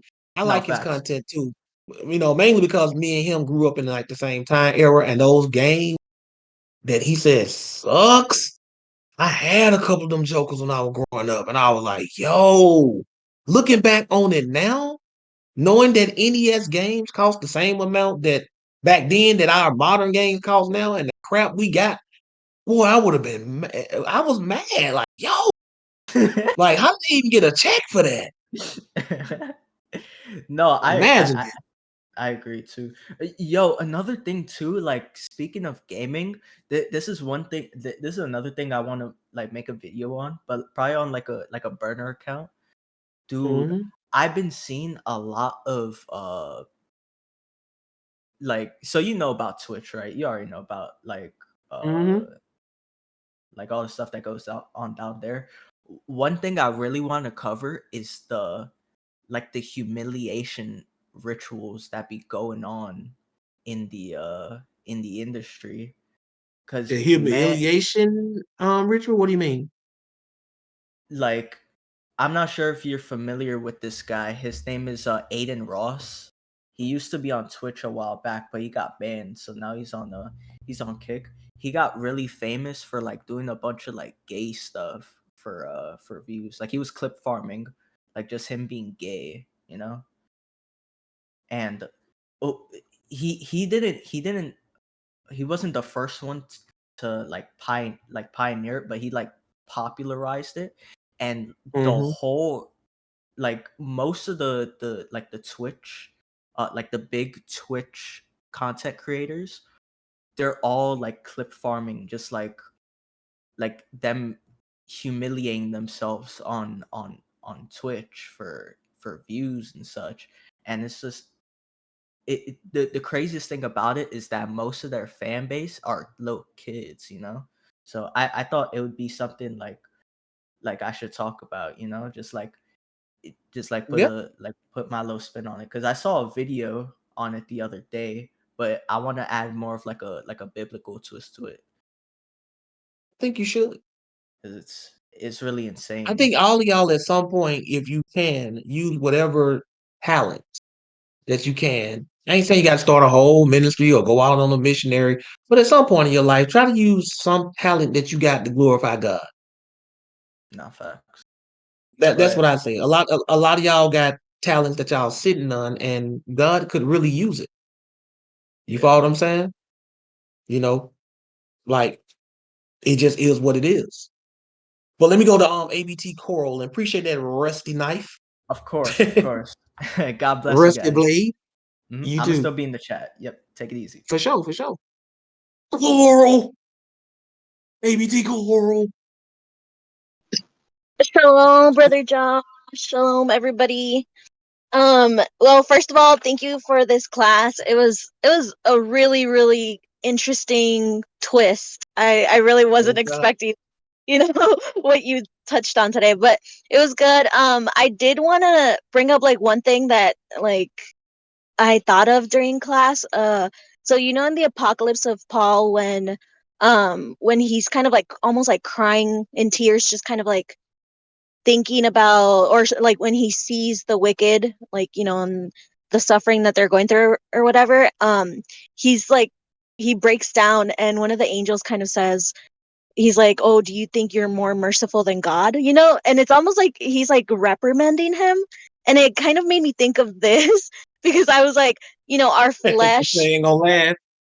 Yeah, exactly. Because it's just like it's funny because like most people, it was just like I'm sure most people would like, you know, if you know your mom's not in the word, if your sister's not in the word, your brother, whatever, even my husband said a coworker not being in the word, like when you think of them burning in hell, like your first reaction is like, oh, like I like it makes me sad.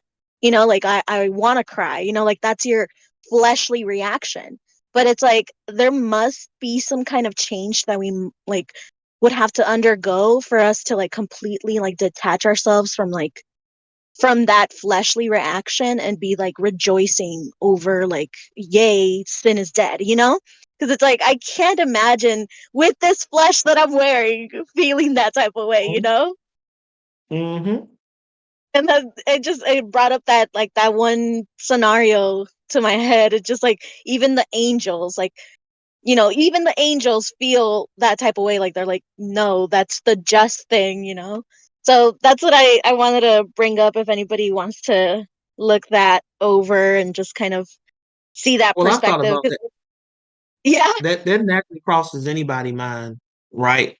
I like to think, based on the scriptures, that immortal beings, they kind of see what we're going through. You know, it's like petty to them. They're kind of Right. above that. You follow what I'm saying? That doesn't mean that you won't still care or have some kind of remorse. After all, God is an immortal being, and it tells you that He has remorse and stuff for us. But also, like you pointed out, there's also it's going to be heaven. Like I tell people all the time, you know, if somebody righteous dies now, they'll be in the first resurrection, but their soul still has to go to heaven, where it will wait until the first resurrection. Right? Right. What what do you think they're experiencing in heaven? Do you think they miss us? And if they do you think it can compare to what they're experiencing in heaven? I'm gonna tell you like this. And I like to make stuff very easy to understand. Now, it's not too many people in here who are drug addicts or ever been drug addicts, and I've never been a drug addict, but I've heard accounts. If a woman or a man who's a mother or a father can hit a shot of heroin and it takes them to heaven to the point where they abandon their kids, they don't care about nothing, that lets me know it's some kind of feeling of euphoria that we can experience in heaven because it says eyes have not seen and ears have not heard what he got prepared for us, right? That, that lets me know there's some kind of euphoric feeling that we can get in the kingdom that'll make us just forget all that. Yeah. You understand? They could do that with a drug today. You know, they can do that. Right. You follow Yeah. what I'm Another saying? that I thought of too is, you know, the class that you just had about I forgot the name of it, but you know how when you see everything that Christ did, it's like it was already written and it's almost like a play that we're, you know, seeing play out. Hmm. During that class, like that made me think of do you remember William Shakespeare? He said something about the world is a stage and we're mere actors or something like that. And Hmm. something that I thought of too during this was just kind of like when you see it, like even if you're like watching a movie, you can detach yourself from that character, you can detach yourself from the scenario, and you can like if there's like a pedophile, no matter how sad his circumstance, you're like, yay, he's going to jail, you know? Right. But it's like it's kind of a similar thing where I can see that being the case when we like when we're in those moments of like, you know, us being detached from this world, no matter like that being your mom, that being your sister, your son, your daughter, like you can have that detachment and see like, yeah, they deserve that. I feel no sympathy. You know what I mean? Like I can kind of see that same scenario where we'll be like almost detached from that because again, like we're not relying on just the flesh. So it's like Exactly. from this mere mortal body, it doesn't make sense, but it's like I can see how it's going to make sense at that time, you know? And then the Bible says in the book of Revelation 21, it said there will be no more weeping, no more worrying. All that's gonna Mhm. be gone. Now tell me how we can achieve that if we still worried about our family burning and stuff like that. Something's Right. gonna happen that's gonna make us be like, it is what it is. Right. Something's Right. gonna make us Yeah. do that. It's I crazy got a to think class I've about. been thinking about doing on that too. Ooh, yeah. I love all your death and the afterlife kind of topics. Like, oh, I love that. Those are my favorite. Death and the afterlife, anything that has to do with that, and also just kind of like what you would call the Godhead. Like what is the Holy Right. Spirit? What's the relationship with the Father? Son? Those two are like top tier for me. So whenever you do anything relating to that, I'm like, yes. Like I was stoked for today. But Praise God. another that I did want to share is my sister Perla, she got engaged. So anybody in the chat who's still here who wants to send her a message and congratulate her. Um Did she yeah, tell you she's that I camp did she tell you that I cracked the code on y'all names? Did she tell you that? no what? Um we was texting about something about the word or something that had happened. And I said, by the way, it wasn't even about that. I said, by the way, did parents like the ocean or something? Because your name is Pearl and your sister name is Coral. And she said, I never thought about that. She said, my dad is with me right now. I'm gonna ask him. And then she told me, she said, yes, y'all dad said that Yeah. he loved the ocean. And that's Yeah. why he named y'all that. She said she never pieced it together. Cause I said, man, somebody got like a real ocean fetish up in that piece. You feel me? She's Coral, my dad coral always reef tells and the pearls. story. Yeah, he always tells me how cuz Perla's name wasn't Pearl. Like my mom named her Hashakma. That was her name. and Mm, and so it's such a weird trippy name. And so when my dad finally like came into the picture, like he was like, I think we should name her something else. So then he renamed her into Perla, because yeah, he loves the ocean. He actually, for like the longest, he does construction, so he actually like created like the blueprints for like this hotel out in Cancun. So he hmm said like he lived a ton of his life right there in Cancun, and so he just loved the ocean. And so for him, like that's why he also named me Coral, because he thinks of like coral reefs being so pretty and all that stuff. But that's hmm crazy. Like he's always telling me that. I thought about that day. I was like, wait a minute. I said, man, y'all parents. I asked her, and she said before I asked her, she never even thought about it. And she happened to be with y'all dad at the time when I messaged her on Instagram. And she Yeah, said, yes, my dad said that. That's why he named us out there because he loved the. Y'all know me, man. I be analyzing stuff, and y'all know I'm big on name stuff. So I was like, that's why I be saying coral the way I be yeah, saying it because they were making fun of the British actor who plays Rick Grimes. When he says his son's name Carl, he says Coral. That's how they say it sounds like he's saying. So people even start calling Carl online Coral Reef. They like their last name be Reef. And they yeah, always making fun of Andrew Lincoln. He was like, Coral. So every time I see him like Coral. That's why I do that. You know what I mean? But yeah, shout out to yeah, Miss Pearl on that engagement. yeah. You follow what I'm saying? Out there right now camping, so that's why she didn't join class today. But yeah, anybody send her a message if you want to congratulate her. That's the only reason she missed class today. He Because she also went to an bragged. engagement or something? No, they had already planned it, but yeah, I mean, it was kind of like a trip out. They actually went to go visit my parents. They're out in Washington, so Oh, okay. uh, so he basically proposed over there with them. Like he asked for her hand and everything, and then so they're In out front there of the camping. parents. Suave. Yeah, He did well, it in front of no, y'all dad? no, he didn't do it in front of them. He went out there to ask them in person. So he asked my mom, and then he asked my dad, because they live separately. So he went to go ask her, then him, and then after that, then Right. they, seek separately. They went, and then he proposed. Praise God. Entering Praise God. into the covenant. Enter into the Yeah. covenant, right? I planned on doing a class. I never done this before. This has always been on my mind. I was gonna do a class titled showing that the God we serve is a prenuptial agreement God.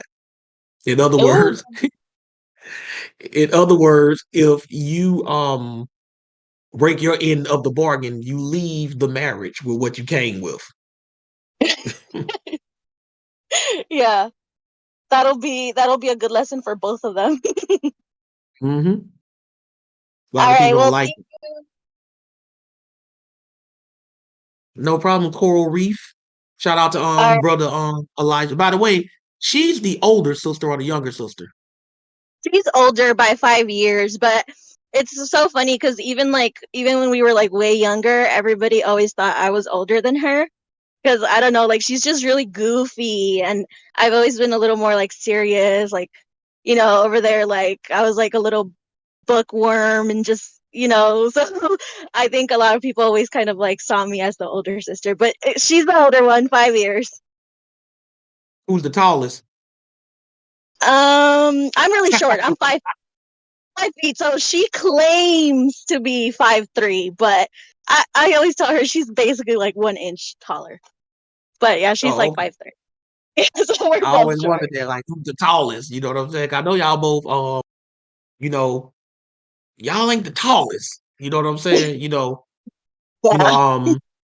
I saw, the videos of you and Elijah at your wedding, and Elijah ain't even that tall, but he built both. So, I'm just Yeah. exaggerating. I'm just exaggerating. He ain't that short, but you know what I mean. How tall Yeah. is Yeah. Elijah? He's 5'10". 5'10". Yeah, he's 5'10". He's like Right. right here next to him. Yeah. He's like average, because that is the average height for American men, right? I think. I think so. Yeah. Yeah, like 5'10".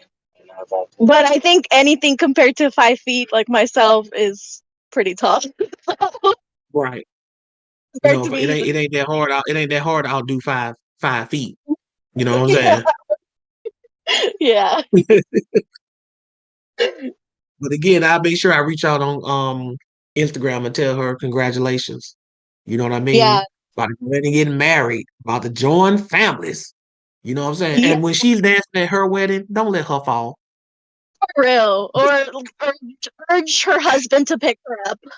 Cough, Cause cough. man, I was dying laughing when I saw you on Instagram. I wasn't trying to laugh at your sacred and best day of your life, Coral, but y'all recorded it. Don't record stuff and then get mad if somebody laugh.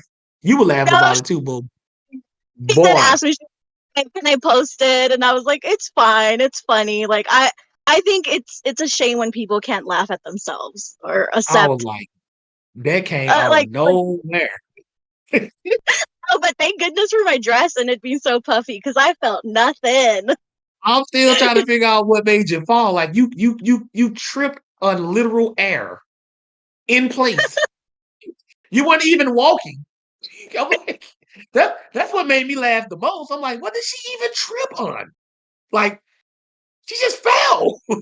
You know what I mean? I ain't gonna lie. I hit replay on that sucker about 10 times, Coral. I hit it about 10 times. I ain't even gonna lie. You lucky I don't know how to you lucky I don't know how to download video clips from Instagram. I know it's a way you can, because boy, that was gonna go in the personal archive.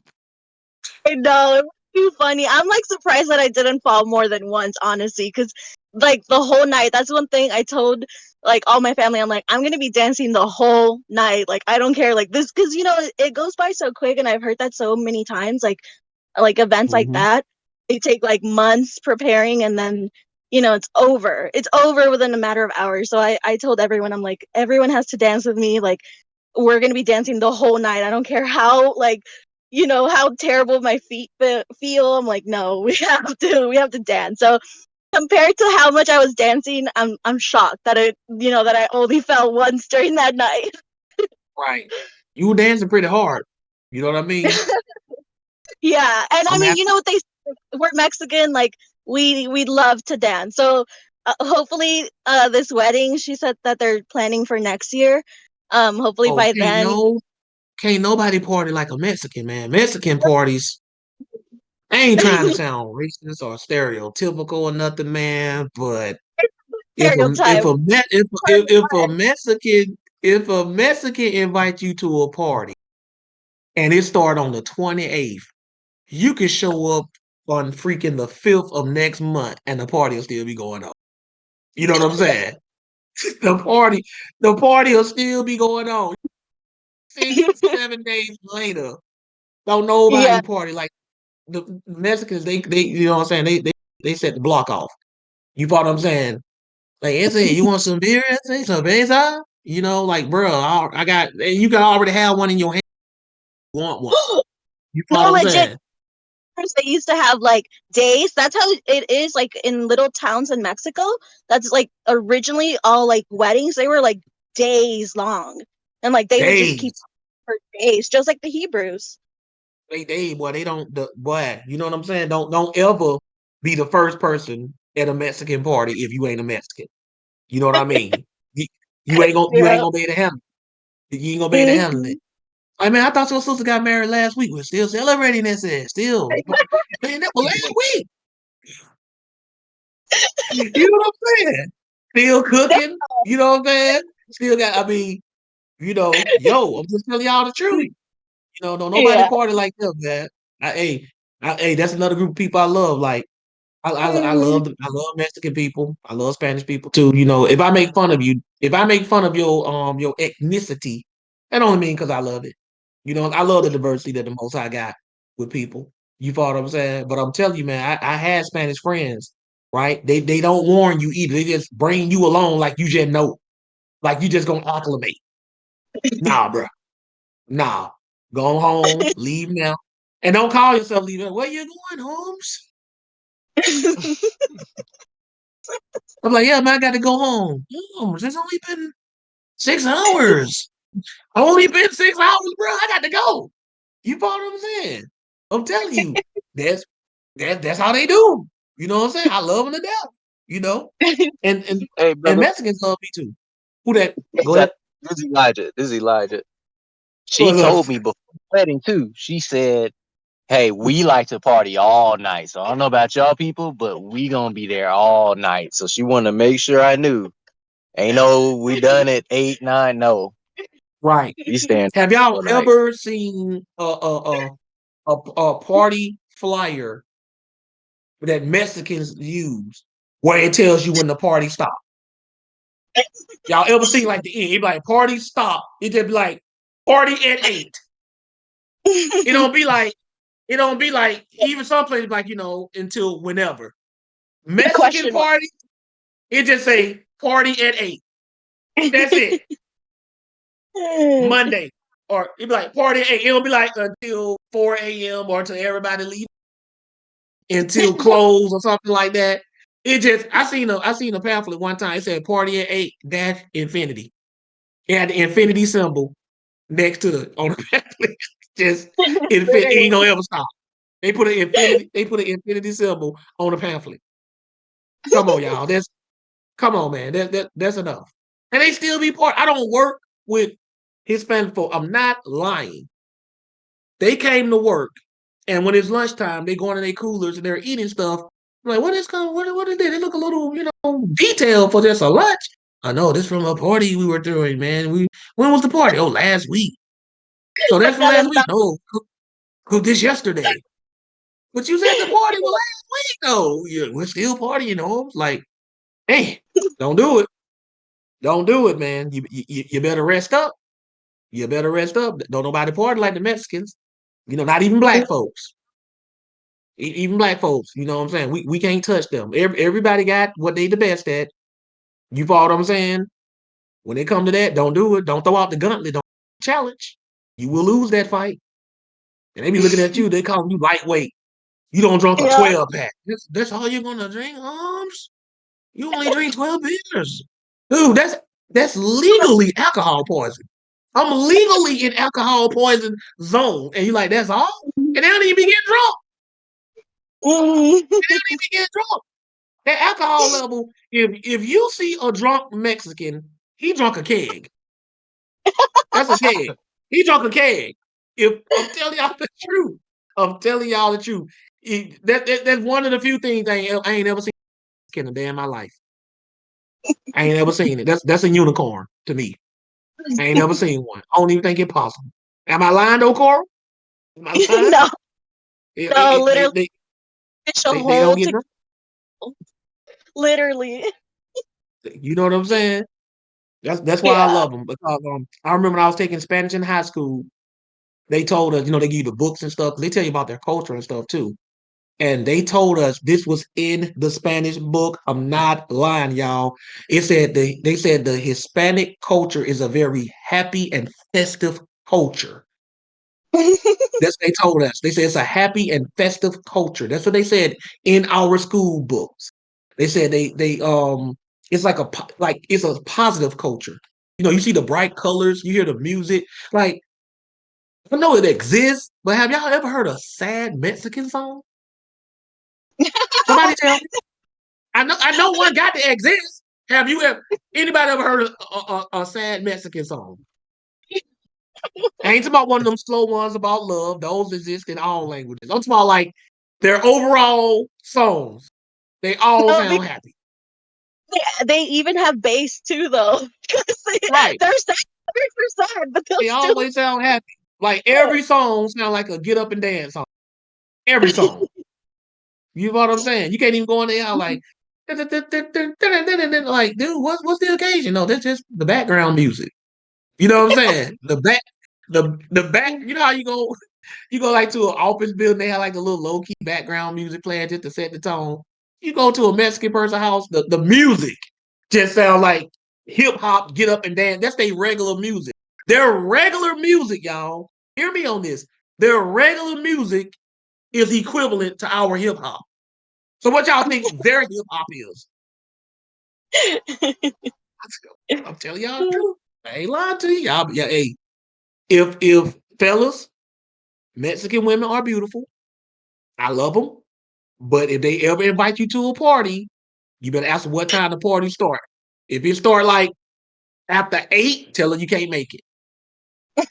It's a trap. It's a trap. It's a trap. See, Cora, no, tell her you can't make it, bro. And if you're really into her, don't go if you can't hang, because she gonna be disappointed. Don't go if you can't hang. I'm letting y'all know that. Don't go if you can't hang. You know what I'm saying? She was like, Chico, the party started at 8 and 1 a.m. What is wrong with you? they gonna get an attitude. You know what I'm saying? Don't let her daddy be there. Her daddy will be like, you're not gonna marry him. No, he can't party. You know what I'm saying? I know all the ethnic. Y'all better listen to you, bro. I'm telling y'all right. Follow the advice. Learn the culture. You know what I'm saying? Learn the culture. Just tell me how true. Go ahead, Billster. Billster been waiting very patiently. What's up, Billster? Appreciate it too, Coral. All right, love y'all. Okay, so I might cut out a little bit. I am walking. Oh my, hold on, whoa. My bad, Billster. My bad. Raise your hand back up. My bad. And I try to do that.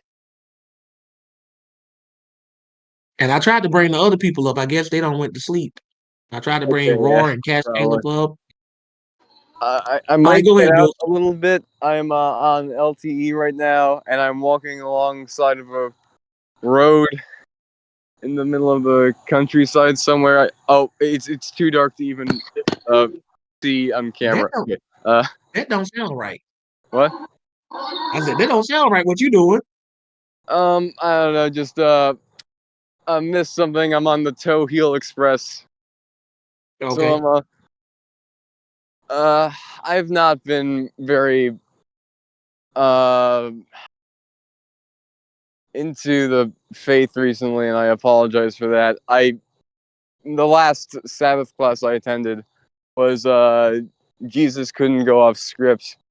The only reason I was able to make this one is because I have free time on this road right now, and even then, I only made it to the Q&A, and because of that, I haven't been keeping the Sabbath classes, the Sabbath days, and I'm sorry about that. But I It is pitch black where you are, bro. it Like is pitch black, but the stars are very pretty. y'all never know where Billster is gonna be broadcasting from. I swore I'm one time somewhere in he was rock climbing. County, Florida. If you want to try to find me, I don't know where I am either. He's somewhere in the woods. Yeah. That's all he gonna tell you. I'm somewhere in the woods, man. Okay. Mosquitoes are pretty annoying. Well, aside from Oh that, yeah, they gonna be gone in a minute. I was I attended my first I went on a something called the Fall Retreat at my college. It's a run by Christian Ministries, as essentially just an area where you can grow your faith and get Christian friends and such. It was the first essentially Christian summer camp I've ever been to, and some I felt something there. It's something I only felt on while watching your channel before. And I wanted to ask you because this channel is where my faith started really. Okay. But so uh this happened during like when I decided to pick up the Mosaic Laws for the first time. You get this sharp feeling that you realize what you've been doing in your life is wrong and you got to fix it. And that happened during the episode where you went into the reasons why we shouldn't eat meat, the unclean meat. And I realized, dang, yeah, I'm not being a good enough Christian. I got to work on that. And on this it's about the Great Commission. This this retreat really emphasized it. How they wanted us, just to put it into perspective, they wanted us to evangelize to our professors during their office hours. This is how much they were Oh, into the Great Commission. hold on 1 second. Kill the dust. Are you still here? Raise your hand. He had already killed the dust. I'm gonna let Kill the dust answer this one. He's doing Q&A and stuff with me. Hold up, Billster, what happened to you? I'm still here. Did he drop? Oh, my bad. You know what happened? When you're not talking, the little green square disappeared and I didn't see your name for a second. I thought you dropped Okay. to the audience. But They don't make no sense. it's You about said they want you. This church is telling you that y'all, because of the Great Commission that's in Matthew 28, that y'all to try to evangelize to your college professors doing office well, that hours. was one of the examples that they gave, and it's I mean, I never really was into the whole, or I'm not really experienced with the whole evangelization sphere, and I never really knew how to go about it. But like, I know like one way to do like, it's a large commitment. It's a commitment I'm not sure if I can make, and I know like one of the ways you can fulfill the Great Commission is raising a Christian household and teaching the kids to love God and follow Christ. But like, I just don't. I'm gonna let Kev of the Dust explain to you what the Great Commission was about and who it particularly pertains to. Okay. Go ahead, Kev, do your thing. What's up, Bill? What's up, Bill in the Boreal? Can you hear me? I can hear you very well. Yeah. All right, cool. Yeah, so yeah, the reason why Josh brought me up is because this is something that we've spoken about on a number of occasions. I don't know, it's probably going back a couple years at this point, but so here's the thing, right? Um, First of all, whoever's telling you this doesn't know what they're talking about because they're stripping the words of Jesus out of their context. So let's do this, right? First of all, just to get to the point, like we'll walk this through, but the Great Commission was given to Jesus's apostles specifically, not you who lives in the year 2024. And a lot of Christians miss that, right? Because they read things out of context. But you'll see it. So if I start in Matthew chapter 28, right, and I'll just get to the point, verse 16 says this, and I'm reading out the New American Standard Bible. It says, "But the 11 disciples proceeded to Galilee, to the mountain which Jesus had designated to them. And when they saw him, they worshipped him, and some were doubtful. And Jesus came up and spoke to them, saying, 'All authority in heaven and on earth has been given to me. Go therefore and make disciples of all the nations, baptizing them in the name of the Father and the Son and the Holy Spirit, teaching to them follow all that I command you, and behold, I am with you always to the end of the age. Right. So a lot of Christian pastors would be like, see, this is why all of us, whether you're an evangelist, a layman, a teacher, etc. This is why we all need to go out into all the world and make disciples. But if we look at these verses with a fine tooth comb, Bill, there's some major problems. First, we'll start here. In verse 19, it says, "Go therefore and make disciples of all the nations." Are your whether it's your pastors or whoever, are they telling you to literally go into every nation and make disciples? Or are they saying, "Hey, go out, to I don't know, like to some impoverished community or whatever, and start preaching the gospel there"? What specifically are they telling you to do? It's a little bit of both. Like they have a bunch of outreach programs in Miami. They shipped kids to Cuba and Bosnia last year to preach and Right. proselytize, which that must have been an undertaking, sending kids to a communist nation to preach Christianity. Yeah, But but not all nations. So that's the first thing. They're not even following the Great Commission. But even deeper than that, if you go to Mark chapter 16, where you read the parallel account, right? Here's what it says. Verse 19, or better yet, let me back up, get some context. I'll back up to verse 14. It says this, right? Later, he appeared to the 11 disciples themselves as they were reclining at the table, and he reprimanded them for their unbelief and hardness of heart because they had not believed those who had seen him after he had risen from the dead. And he said to them, "Go into all the world and preach okay, the gospel to all the creation."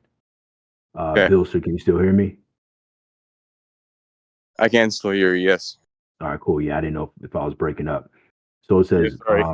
The country road will do that. oh yeah, no worries, no worries. It says, verse 15, and he said to them, "Go into all the world and preach the gospel to all creation. The one who has believed and has been baptized will be saved, but the one who has not believed will be condemned. These signs will accompany those who have believed. In my name, they will cast out demons. They will speak with new tongues. They will pick up serpents. And if they drink any deadly poison, it will not harm them. They will lay hands on the sick and they will recover." So then, when the Lord Jesus had spoken to them, he was received up into heaven and sat down at the right hand of God. And they went out and preached everywhere, while the Lord worked with them and confirmed the signs that follow. So this is the parallel account that in Matthew 28, that we just read here in Mark 16. So let me ask you a few questions, Bill. Um, when people are going out to preach the gospels, where are these signs and miracles to accompany their message? They're not there. Is they're not there, right? But you know who did have them? The apostles. And Hmm. and also when you back up to verse 17, it shows you all the different things that these people would be doing, or like the abilities that they would have. Almost all people who go out and preach the gospel, they're just out here. They have nothing. They're not performing any miracles to confirm the message. And if you go out to Acts chapter 10, right? Acts chapter 10, verse, I think it's 42. He actually tells you what the context of Matthew 28 and Mark 16 uh, is, right? And just because, this is in the midst of him recognizing that Gentiles can also be saved. But Hmm. once he realizes this is what he says, right? And I'll start in verse 40. It says, God raised him up. So he's talking to Cornelius and his family. Peter says, God raised him up on the third day, meaning Christ, obviously, and that he be revealed not to all the people, but to the witnesses who had been chosen beforehand by God. That is, to us who ate and drank with him after he had rose from the dead. Now, we just read that, right? So this is another thing that's important to note. You are not a witness, Bill. I'm not Hmm. a witness. Josh isn't a witness. We did not witness Christ die and rise from the dead. We read about it. We did not So witness it. Go what's ahead. going on here is the instructions that they're following with the Great Commission was for Jesus's apostles and his witnesses, and we're just the product that was produced by the apostles, right? Absolutely. And Peter, he tells you that, right? So verse I 41. found the light source. Yeah, yeah, spark that torch. Okay. Um verse 41, he says, not to all the people, but to the witnesses who have been chosen beforehand by God, that is, to us who ate and drank with him after he rose from the dead. And he ordered us to preach Mm. to the people and to testify solemnly. That is the one who had been appointed by God as judge of the living and the dead. All the prophets testify of him that through his name, everyone who believes in him receives forgiveness of sins. Peter told you it was us who he ordered to preach the gospel. Who is the us? The apostles, the ones who ate and drank with him. We read in Matthew Mm. chapter 28 and Mark 16, it was the apostles who ate and drank with Jesus, not you, not me, not Isaiah, not Rory, not Gideon, not Josh, etc., etc. None of us living today ate and drank with Jesus. It was the apostles who did. That's why they received the signs and miracles to go and be a confirming force behind the message they were giving the people. So your instincts are correct. You are not required to follow the Great Commission because the Great Commission wasn't given to you. If it was, you should have miracles to follow your message, but you don't. And Okay. don't let anybody tell you differently because that's just them trying to rip things out of context like Christians tend to do. Yeah. It wouldn't be wrong to go and missionize though, right? It's just wrong for them to say it's required, right? Yeah, there's nothing wrong. I mean, there's nothing wrong with like going out and wanting to preach the gospel, but we're talking about like, okay, am I commanded to? Because here's another thing, like there's different like, components to the church. And this will be the last thing I point out about this, but let me see here. Let me see where it is. Hold up. Whoops, spelled that wrong. What are you Spelled it talking wrong about? You again. said he said some apostles, some evangelists, stuff like that. Mm-hmm. Yeah, where is that? Why am I? Let It's in 1 Corinthians 13, I believe. me see If that's the one here. you're talking about. I don't know if that's the one you talked about though. Uh, When you said does all speak in tongues and stuff like that. I think so. Let me Well, that's about charity that I'm talking about right there. mm, let me uh let me search By for it. myself. Oh, that's 12. It's 1 Corinthians 12. Diversities Uh, of gifts. let's see. Let's see. Yeah, let me see if this is it. Um, yeah, this is it. This is it. This is one of them. I know there's Mhm. there's a couple of them, but yeah, Bill. So like this is to Josh's point. 1 Corinthians 12 verse 27 says this. Now you are Christ's body and individually parts of it, right? Like we're all individuals making up an entire body. And God has appointed in the church first apostles, second prophets, third teachers, then miracles, then gifts of healings, helps, administrations, and various kinds of tongues. Are all not, or it says, all are not apostles, are they? All are not prophets, are they? All They are are not not. teachers, are they? All are not workers of miracles, are they? All do not have Mm. gifts of healings, do they? All do not speak with tongues, do they? All do not interpret, do they? But earnest desire the greater gifts. So the reason why this is important is because the one thing that most of us are just regular flock members. We don't have any miracles. We're not prophets. Like, you know what I'm saying? We're not evangelists. We're the people that all of these different ministrations are serving. That's who we are mostly. Some are teachers, some are prophets, et cetera, et cetera. So like if somebody's telling you to evangelize, then they're telling you to perform a part of the body that you may not have the gifts to perform, right? Mhm. Because being an evangelist is one of these one of these Christian categories, if you will. Yeah. So that's the problem that I have when people say we're all supposed to partake of the Great Commission is they're essentially saying we're all supposed to be evangelists, right?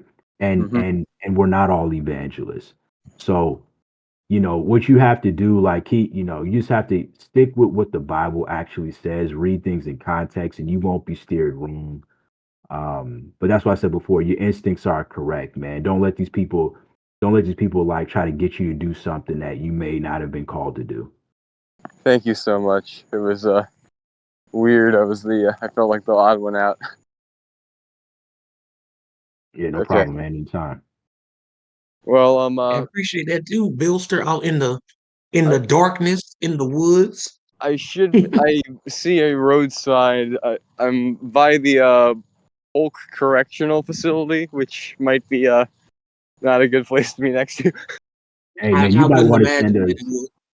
you might want to send us your longitude and latitude, brother, like in case something Yeah. happens to you.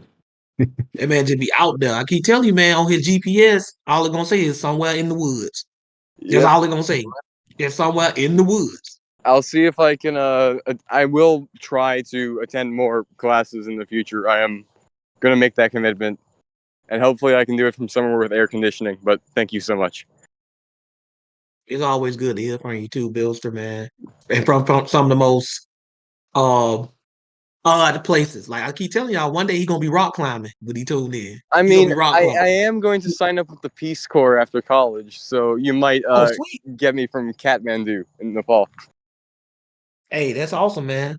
You know what I'm saying? We'll be rooting for you too, man, because that's the Lord's work do too, man. You know what I'm saying? The toughest job you'll ever love. That's their motto. Thank you. Appreciate Okay. that, Billster.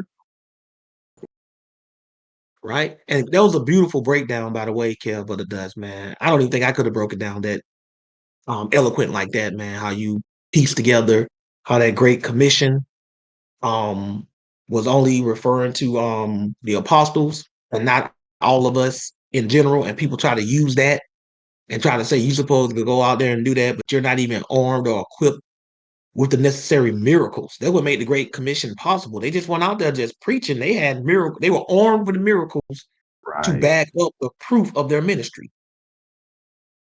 You follow what I'm saying? Exactly, man. Praise God. It's because this used to be something that used to bother me because I was like, Bill, man, I was like, this don't feel right, dude. Like, and then one day I was like, I'm gonna study this and just get to the bottom of it, and I think I have. Oh yeah, you got that down pat. You know what I'm saying? This is something that you and I have been talking about. Just not just the Great Commissioner, but just in general, how people go into this Bible and just think that every verse in it is talking to or about them. And we gotta stop that, man. We some conceited Christians, boy. We think everything come out of God's mouth. You know what I'm saying? Every single thing. Right. That's why you got people like, where's America specifically in the Bible? It's like, bro, it ain't about us, man. Like, go sit down somewhere. Go sit down In the somewhere. back. In the In back the back. with your head down, face the With your wall. head down. Exactly. You know what I'm saying? Go sit down somewhere in the back with your head down. Right? And then we got the prophet Daniel. What's up, Daniel? Hi, brother Josh. Hi, everybody. Can you hear me? You loud and clear, sir. I thought you was out in the woods bills for a minute. No, no. Sorry, my English is not that good. I live in Germany and I speak German and Bulgarian, but I have some questions. Can you ask you some questions? Bro, English better than mine. Apologizing for it though. But go ahead, man. Right. I have a question. You was talking about some Jewish holidays. And I had a Uh-huh. question. Am I allowed to work on the Passover or other Jewish holidays? Some Jewish holidays in the Bible did forbid you working on them. Passover was not one of them though. The Feast of Unleavened Okay. Bread. But as I explained earlier, right, we can't observe correctly most of the Jewish holidays anyway. So even though it tells you not to work on it, if you take the day off, you'll still technically be breaking it because there's other stuff you're supposed to be doing that you can't do. But more importantly, Passover never was one of those days that you couldn't work on, even when they could do everything. Passover, you could work on the Passover. You could work on the Feast of Unleavened Bread, right? The first and the seventh day of that, but you could work on the Passover. That was never forbidden. Wow, okay, thank you. And my second question is, should I get circumcised as a Christian? I was reading Acts chapter 15 and I couldn't understand it.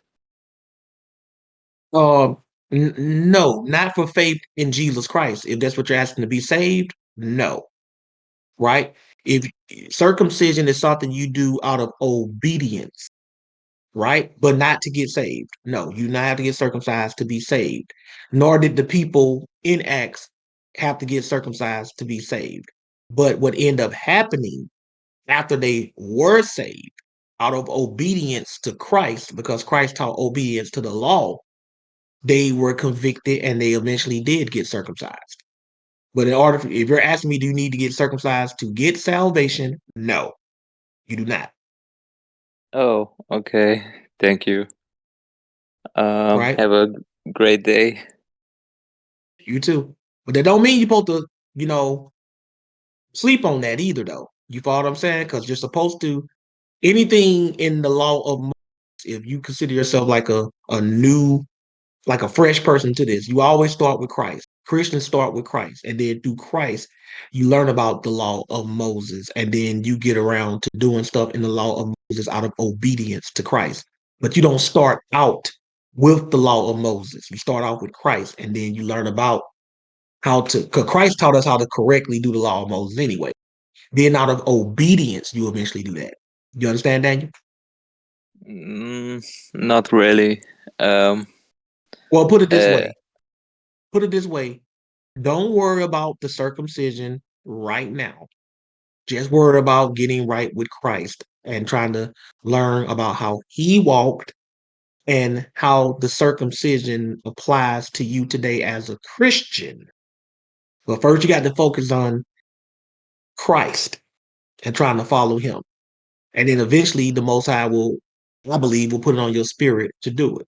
I tell people the same thing. I've had people before who've come to me with the exact same question. They were adults, not circumcised, and they say the same question. And I told them the same thing I told you. And eventually the Most High put it on their spirit and they got circumcised. So I'm just telling you right now, don't worry about it. Worry about getting right with Christ and walking as a Christian. And then all the rest of it will fall into place. okay. Thank you. No problem. And now returning for round two. I tried to bring y'all up earlier, but I guess y'all walked away, Cash, Caleb, and Derar. I don't know if you heard this part last week, Caleb, but we got an ongoing case going on between Cash, Caleb, and Roar. They were both put on trial. Judge, they brought in evidences and witnesses, and guess what they're on trial for, Kev of the Dust. This is Cash Caleb versus Roar. You know what they on trial for? Nah, what? They are on trial for who was capping the hardest about who's up about the other one's game on the basketball court being trash. Right? We brought in witnesses, we took votes, and I deliberated. I was objective, I was fair. But at the end of the day, everybody voted that Roar was capping the hardest. So Dang. yes. So Roy said he wanted to run it back this week, and Cash Caleb said he's cool. So which one of you brothers want to open up first? Cash, and now that you're here, Kev, you could be one of the other judges too. Brother Josh. I forgot if Yes, I Isaac even. AC. Before y'all get to this, because y'all probably gonna close out the night, I just wanted to ask like a quick question. Okay. Uh, I know you've said before that when Gideon's out there like catching the present stuff, that he's doing the Lord's work. I When was Judon's out there catching the predators, he's doing the Lord work. Yeah. Yeah. I was wondering, does the Bible ever say anything specifically about pedophilia, or is it just because they're breaking the law and he's stopping them? Actually, yes and yes. Okay, can you expound See, on that? see, see, pedophilia existed during the time of the New Testament, right? You know the word that's translated homosexuality? Have you ever looked that word up in the Greek? No, I don't think so. Let's do that. And then we'll get to these guys. I think I Let's go have. to First Corinthians. Let's go to First Corinthians 6 and 9. Okay. Come with me too, Kevin, because you never know your skills of the Greek language may come in. Oh, where we going? First Corinthians 6 and 9. You there, Isaiah AC? Yep. You see that word effeminate? Yep. Do me a favor. Do you have Esau? Yes, I do. Hover over that and read the definition for 3120. Okay. And then open up your Google search because I'm gonna have you look up something. All right. This is G3120 malakos of uncertain affinity. Soft Mm-hmm. is fine clothing. Figuratively, academite. Effeminate. Do you know what a catamite is? No. Look it up. Okay. We'll go to Google or Safari. A boy kept for homosexual practices. Oh! Did it say a man or a boy? A boy who submits to Boy. sexual relationship with a man. Said a boy. What do we call that today? EDP. A PDF. There you go. So A is he out digital. there doing the Lord's work? Yes. Does it Open in specifically chat. say it by definition? Like in the Bible or like when you look it up? That's in the Bible. Does it specifically say that? Like, is a catamite, does that fit the definition? Yes. Question answered. And it's the same for women too, right? Yes. Yeah. That's more Okay. of a law thing, like with over here today, but in ancient Greek culture, that was considered the same thing with women on women. But I just wanted to show you that. A lot of people ain't never looked up that catamite before. Okay. All right. Well, thank you, Brother Josh. No problem. All right. Caleb and Raw, y'all go ahead, duke it out, and close us out, man. No doubt. Who's going first? Is it Cash Caleb? Well, Roar, you lost, so you should go first. What do you got to say? Roar. Raw, go first. Yeah, because he lost, so he get to go first. Just want to say that it was rigged from the start. We all knew it. Rigged. We all saw it. It was rigged. So that's your defense, foul play? Huh? Your defense is foul play. That's what foul play means. Like somebody not playing fair. Yes, but Caleb being deceitful, as always. Oh, don't spread these strong accusations, bro. Okay, so Accusations? That's not accusations. That's how they roll. I it's think y'all. it's an accusation until you prove it. Oh, his brother proved it yesterday. Yeah, We talking weren't about here that. yesterday. Oh, last week. Last week. Okay. Who proved it last week? His brother. How? His brother agreed with him. His brother said that That, overall I got to give it to Cash Caleb. exactly. And then he texted me saying he was trolling. Do you have any evidence of the text that he said he was trolling? Yes, sir. Let me pull it up A real quick. screenshot? Is this all audio or are these brothers sharing like visuals? They were sharing Yes. visuals in the chat. They were sharing visuals. Like Roy was pulling out receipts. Yeah, I was Cash sending. Caleb mainly swayed the people with his silver tongue. Like he got the gift of gab. That's what he mainly did, man. And he had a nice Like he's the victim. he had a nice sympathy factor going for him too.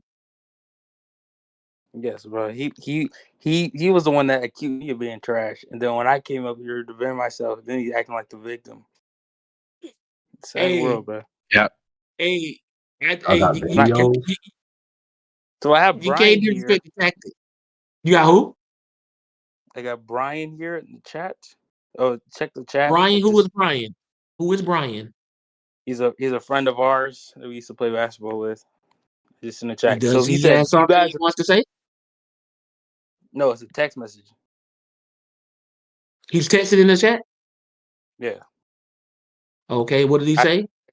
in the chat. Is this a text to you, Rar, or because this is what Just it text. says, right? Like, Yo, okay, can I, yo, yeah, go yo, ahead, he go only ahead. said that just because you're texting him. He didn't want to hurt your feelings. What? Yo, if Oh, I texted him, he wouldn't say that. He'll say I'm better. You Oh got a wait. text. You got a Roy text ain't about saying to take that. this. You can text us. He ain't about to take this L Here, you line can down, text us. Kel, but it Yeah. does. He is not done. Roy is not done. He said he was gonna be back next. I want to Brian is bring not. Brian up to the stage. I want to He's bring him not up to the here. stage. We got Brian Okay. too. Yeah. He's Anyways, not. but brother Josh, Yes, yo, I'm how's listening. your how'd y'all do with the hurricane? Did it hit y'all or what? Or did you We had not get over here. We just had a few on and off thunderstorms. It wasn't anything serious. The lights didn't even go out. That's Oh, good. oh, that's good. That's Praise cool. God. That's good. Praise God. It was wind blowing like crazy. The tree fell Yeah. in the front yard. Dang. Both of y'all in Houston. Front yard. Is that right? No, I'm in Houston. I live in I'm Houston. in Orlando. Yeah, we got hit with Beryl like a month ago, 2 months ago. Wow. So yeah, yeah. Back with this with Oh, Rory. so go ahead, Kel, but ask your question. What you about to say? Yeah. So, because Caleb, you said that if Brian, like, basically said, okay, well, like Brian was just trying, he was trying not to hurt, Rory's feelings. So I'm like, all right, if that's the case, do you have a text basically proving that, showing that? Because right now it's just hearsay. I can only go with what the evidence suggests. Okay. Because this is how the rank All right. went. It was. Me. Kel, and Me. by the way, y'all, Kel but the Dust is like Judge Joe Brown. If It y'all ever was seen him, y'all know Brian. what I'm talking The rankings was Brian, Nathan, and then it was either Nathan or Noah, Nathan or Caparith, and then me, and then Caleb. All right. Let about. me So you edit were that. like number 4, and Caleb was like number 5. Yeah, we were really Let me young. edit that I ranking. Let was me edit that. It was 13. Brian. 13. This was okay. This is a while back. This is a while back. I feel like this list can change right now. If we're talking about back Yeah, yeah, then, yeah. The arrangement can easily change in just yeah, 6 months if you just want to keep it yeah. 100. What I want to know, what do current consensus among y'all friends say about who's the better ball player? Cash, Caleb, or Roar? The most current date. If I were to come to Houston or wherever else y'all are, and we all there, and I walked up on y'all, clicked up with y'all friends, and I say, yo, I need to know once and for all, who got the better game? Roar or Cash Caleb? I'm gonna ask you first, Roar. Who would they say? They would say me. Okay. Oh my goodness! Come on. They would say you. Then Yo. you, then you got no. And among the 5 that we named, which you said you ranked number 4 a while back, and Cash Caleb was number 5. Yes. Among the 3 remaining ones, would they unanimously say you got him, or 2 out of 3? Yeah, probably 2 out of 3. And which 2 would side with you? Nathan and Brian. Or any But one of the them available right now to corroborate your claim? no. Can you get any of Gotta them, like in a text message that you could provide now or next week? Or can you get them to come out next week to come on this stage, or at the very least in the chat, the 2 that you said, to back you up and say, yo, pound for pound, Roar is the man, and Cash Caleb can't touch him. Can you get that? And is there any y'all got a YouTube link of y'all going one on one or being That at, too. oh yeah, you know what I'm saying? Like y'all at a, ABCD camp You know what I mean? Y'all playing AAU. Like, y'all got to give us something, man. I did We need have some evidence. video, but it Who was has a video? just of me trying to like fix like a long time ago. Like, I was just trying to fix like my foot placement. Okay. Okay, Hey, Roy. Let me hear from Cash. Let me hear from Cash Caleb. Cash Caleb, you heard what Roy's claim was, and you're coming in off of a stunning victory from last week. sir. Do you have any more evidence to further drive the nail into Roy's coffin? Or are you just gonna ride the wave of your last week victory? I'm not gonna lie, I don't really have any extra evidence, but I feel like this case is really close, honestly. But I mean, I'm gonna continue. I'll continue to add on. I'm gonna continue to add on though. Okay. That ranking, what Rory said, Right. he's correct. Like the Brian is probably the best player in that group. And back then, Mhm. Nathan, Right. Nathan and Noah would like take turns. I feel like Nathan was better at first, and then Noah would be third, and then Rory, he slid himself in number 4. That boy better go back Right. down number 5. You said what? He better go back down number 5. He slid himself in number 4. I know So he's you're not. 4 back I'm then. 4. I'm 4. And Yeah, he's I'm 5. 4. Yeah, I was Wait, 4. He was 5. wait, hold up. This Yeah. whole situation isn't even about claiming who's the best. Y'all are arguing about who's 4 or 5. Well, that's what Oh they're no, no. doing now. This is something new. Last week it was strictly about between the two of them, Oh, okay, got right? it. Got it. I see. Yeah. So I asked about their friends. Do they have any friends who they can bring in to give testimony who they know, like mutual? And that's how we got on the topic of the ranking system alongside their friends, who they would I say see. I is the see. best, right? Yeah, So he's still claiming at the end of the day, it's still 4 versus the argument is still who's number 4 and who's number 5. So if you just take it to them, it's still like who's number 1 and who's number 2 between the two of them. yeah, but it started And out like who's the better baller, Caleb or but Roar. Yeah. right. And they both said they were gonna come. Caleb um had the better convincing argument, and one of the witnesses who they brought in, who Roar said would side with him, sided with Caleb. But Roy brought evidence showing that at one time, that person did say Roy was better, but that was one time before. But he gave the witness gave Caleb the current superiority, right? And then we had people on the stage voting and hearing them both out, right? And Caleb even flipped a couple of people from voting for Roy over to his side, right? Then we went to the audience. And the audience said pound for pound, because the way we put it out there was which one of them seemed like they were capping and which one of them sounded like to tell the truth. We had everybody vote. It was a landslide. People said Roy sounded like he was capping. But Roy is the only one that brought receipts. And his receipts were backing up what he said. But I think what really cost him was when his star witness, who he said would side with him, sided with Cash Caleb. That was just like the nail in the coffin. That's So what I unexpected. found, It's trolling, bro. yes. That was crazy. I So, don't know. We so got when I did my final deliberation in light of the evidence and the testimony, Kev of the Dust, I had to rule in favor of Cash Caleb. And I'll And say everybody, I'll say this because Roar, you say you live in Florida, right? yeah, moving And forward. and Caleb is in Houston. Obviously, y'all can't go to a court tomorrow because y'all live too far away.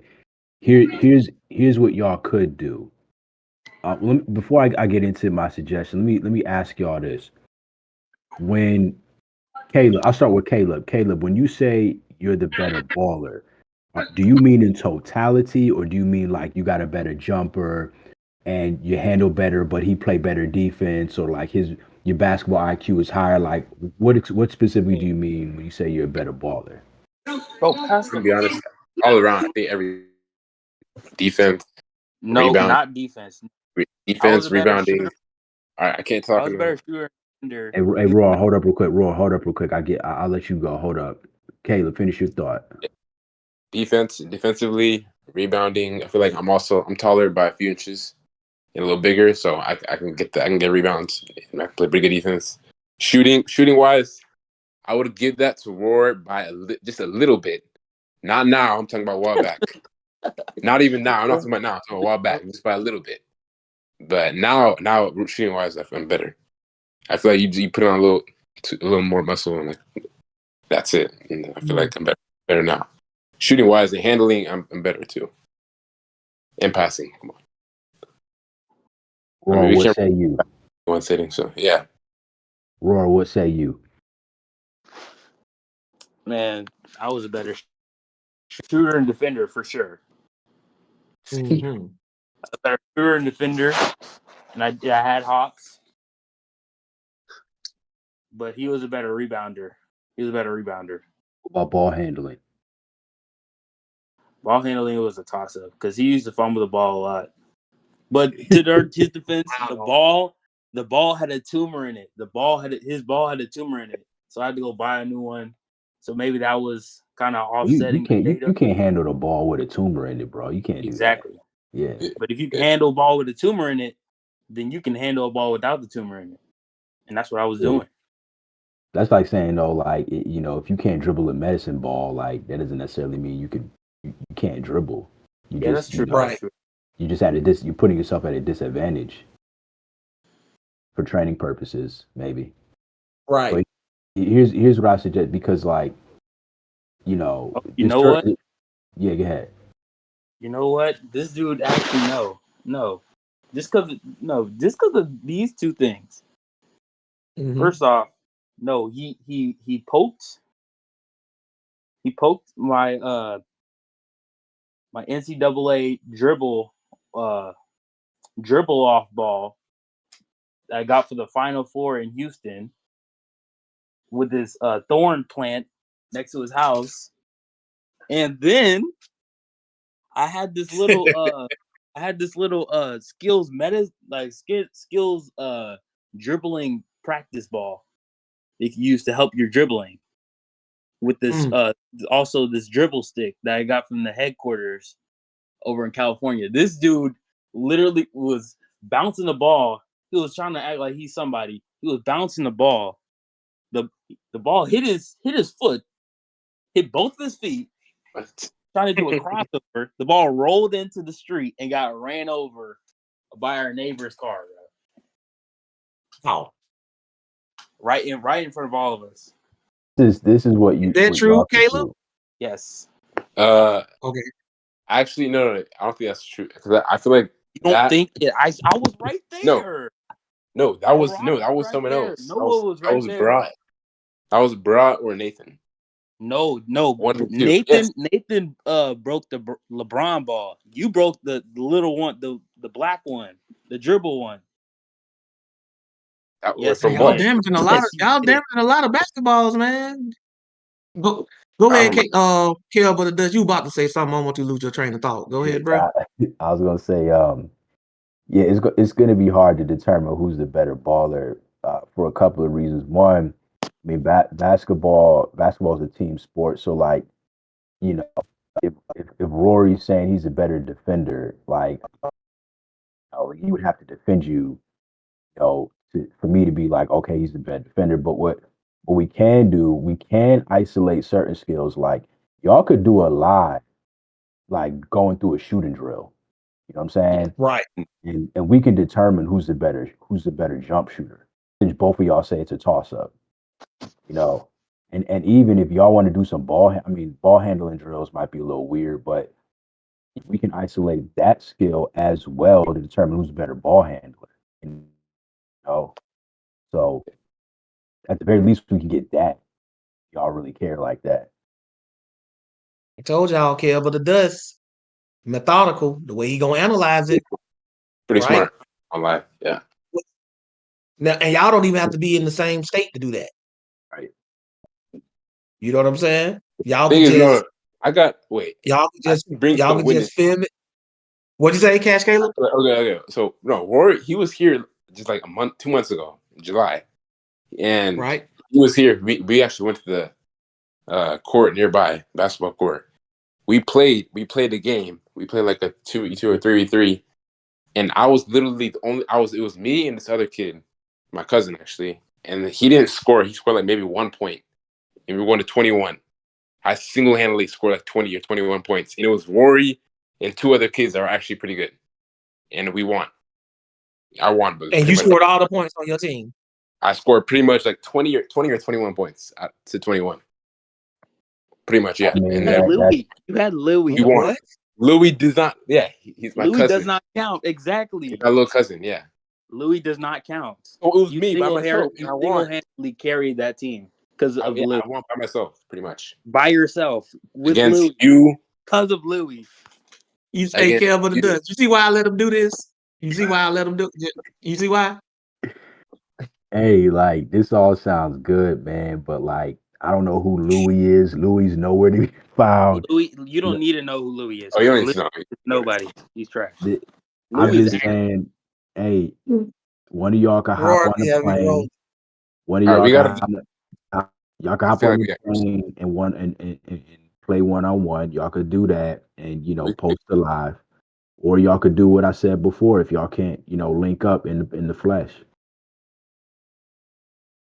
I think What next y'all time think? we'll Y'all want to post separate videos and let us see y'all jump shots, or do y'all want to try to make this thing for real, and y'all meet in person and y'all get on the court and y'all go to 21 one-on-one, Caleb versus Roar versus Caleb, no excuses, no justifications, just y'all just ball and may the best man win.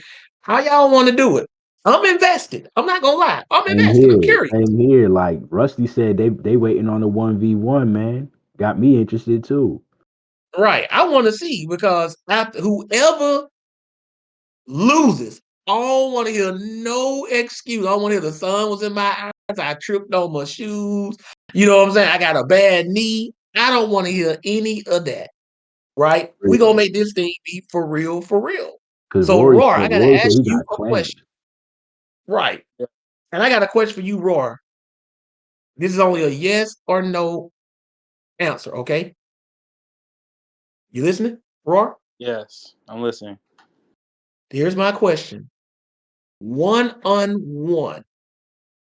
Do you think, in your most honest opinion, 1-on-1, you will beat Cash Caleb in 21? No doubt in your mind. Yes or no? No, no doubt in my mind because this dude be hitting crazy shots for no reason. Okay. What are the odds do So you think with he has some doubts in my of mind, winning? I'll win. What about the odds? What is his odds of beating you, percentage wise, 1 to 100? What are the odds? Odds of him beating me, say about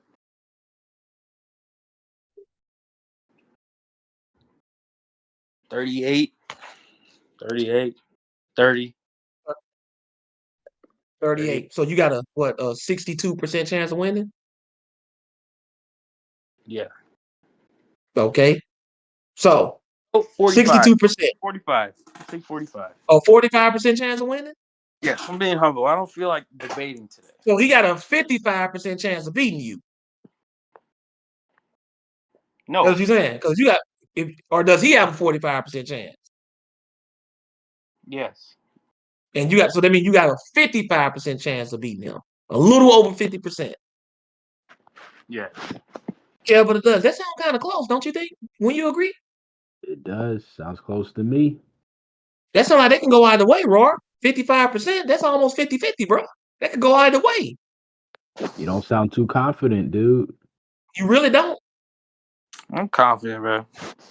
Not No, at 55%, you're 100%. not. 100%. Come on, man. 100%. 100%. No doubt. Sound like you're trying to convince yourself if we ask That Cash what it Caleb sound about like, man. yeah. That what it sound like. Oh, I don't think he mean that, Kel. It's not looking too good for you, brother. What happened to the Roar last week didn't sound like this. Did his defeat on Discord last week kind of sap some of your confidence from you? Because you don't sound like the same Roar for last week. You had confidence to spare last week, Roar. You came in, like you the best, hands down. And I think Kelvin does, honestly. I think that Roar is still suffering from that defeat that Cash Caleb gave him on Discord last week. That's what I think it is. Star Witness That's did my it honest. for you. That No, I Star feel like Witness I got came him. in with a lot of pride last week, and after I hung up, I was like this verse, like pride came after the fall, like that just kept replaying in my head and over and over and over. I felt wrong because But that's my pride. Cash Caleb, he didn't seem like he was proud at all. In fact, the crowd was able to empathize with him because of his humility. That's what made him more empathetic, Rory. That's why remember the person who they think is capping the hardest is bragging the most. And bragging is a sign of pride. So between the two of you, you seem like the proud one. You understand that, right? That's why they went with Cash Caleb. Because Exactly. he was more but that's humility he was showing. So are you saying because you recognize that you look like the proud one, that's why you're not going to come off like that today? Like you learned from that? That's what you're trying to say? Yeah, I've learned from my mistakes. Okay, I like that. I like that. I Cash became a Caleb. better person. Cash Caleb. Well, Kev of the Dust, what do you got to say there before we get Cash Caleb input? Yeah, so one quick question. I get the humility angle, and I won't say angle, like you know, I get where you're coming from, like you're trying to be humble, but in all humility, like with all due respect to your boy Caleb, do you think, Rory, that you are the better baller? You can say that as you can answer that question as humbly as you possibly can. Yes. Okay, cool, got it. Go ahead. Yeah, true. Cash Caleb, same question. If you go one-on-one with Roar, y'all playing 21, percentage-wise, what do you think your odds are of beating him? All right. Be honest. I think I'm gonna give myself a nice. I'm gonna be 85, 90%. Wow. I'm leaning to 90. This is like I'm being nice here. I'm be honest, because like He being nice. just in case He on the been day, generous. He said He's been generous, respectfully. bro. generous. Respect Yeah, with all due Wow. respect, 80 to 90%. Good 90%. Lord.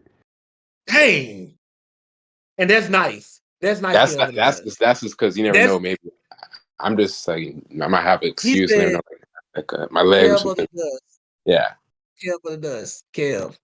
This Yeah. man said 85, 90%, and he's being nice. With all due respect. Wow. That means if this is nice, Cash Caleb, Yeah. what is mean? You feel me? Oh. Oh. What Caleb, is mean? Caleb, let me ask you Yeah. this. Under what circumstances would Rory beat you in that 10%, 15% margin? Every. I'm. Oh, that's just no. Because Rory, I'm not gonna lie. I give him. He said I'd be hitting some tough shots. Rory can hit really like a couple times, like the really deep threes, like with even a contest on him, the hand on his face, like he can hit a deep three. I'm gonna give him that. If he gets hot, he can hit some shots. But the sad thing is that's very very rare. So That's not right. that's why Not that's why I'm saying 85 90%. And that's why that's a 10% chance. I'm being nice there. I could raise that up to Wow. 90, 96. Yeah. Wow. Yeah. Dang, bro. Yeah, Roar. Kev, your thoughts? Yeah, what you think of this percentage? that's rough. But so basically, like if Rory's bricking, then it's 100% certainty That's, that he'll lose every it's time over. he That's runs. pretty much. Yeah, he's cooked. Yeah. If he's Yeah. not making the shots, I don't even know what. I don't even know why he's Wow. in this basketball.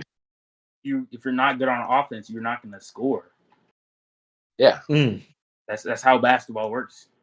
Yeah, but it Or also like essentially, this man is saying, and I'm not trying to sow I know. discord on Discord, I know what he's saying, but but he essentially, this man is saying you are 100% hot garbage. but you know what it That's what does he's saying. like but you know what it he's does like 100% acting. He's Well, capping. here's the thing. This is why y'all need to play 1-on-1 because um Rory, you said you got clamps, like you got really good defense. But based on what Caleb is saying, he's basically implying that your defense is not good and there's nothing you can do to stop them. Mm. Is that what I'm hearing? Yeah, because Everybody. Rory, I'm gonna say this: Rory relies so much on his threes, like extremely. He relies so much on his threes. Like that's literally pretty much the only shots he takes. Like Oh, you 95. don't, you, you don't But have can you you don't shut have a that mid down range though? game.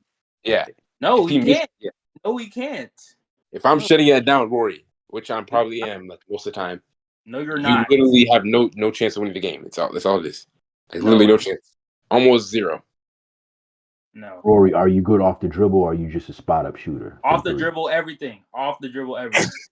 Oh, Everything. Everything. you got a mid range Hall of game Fame too? agent threes. Hall of Fame agent threes. Hall of Fame limitless range. All of it. I got Okay. all the badges.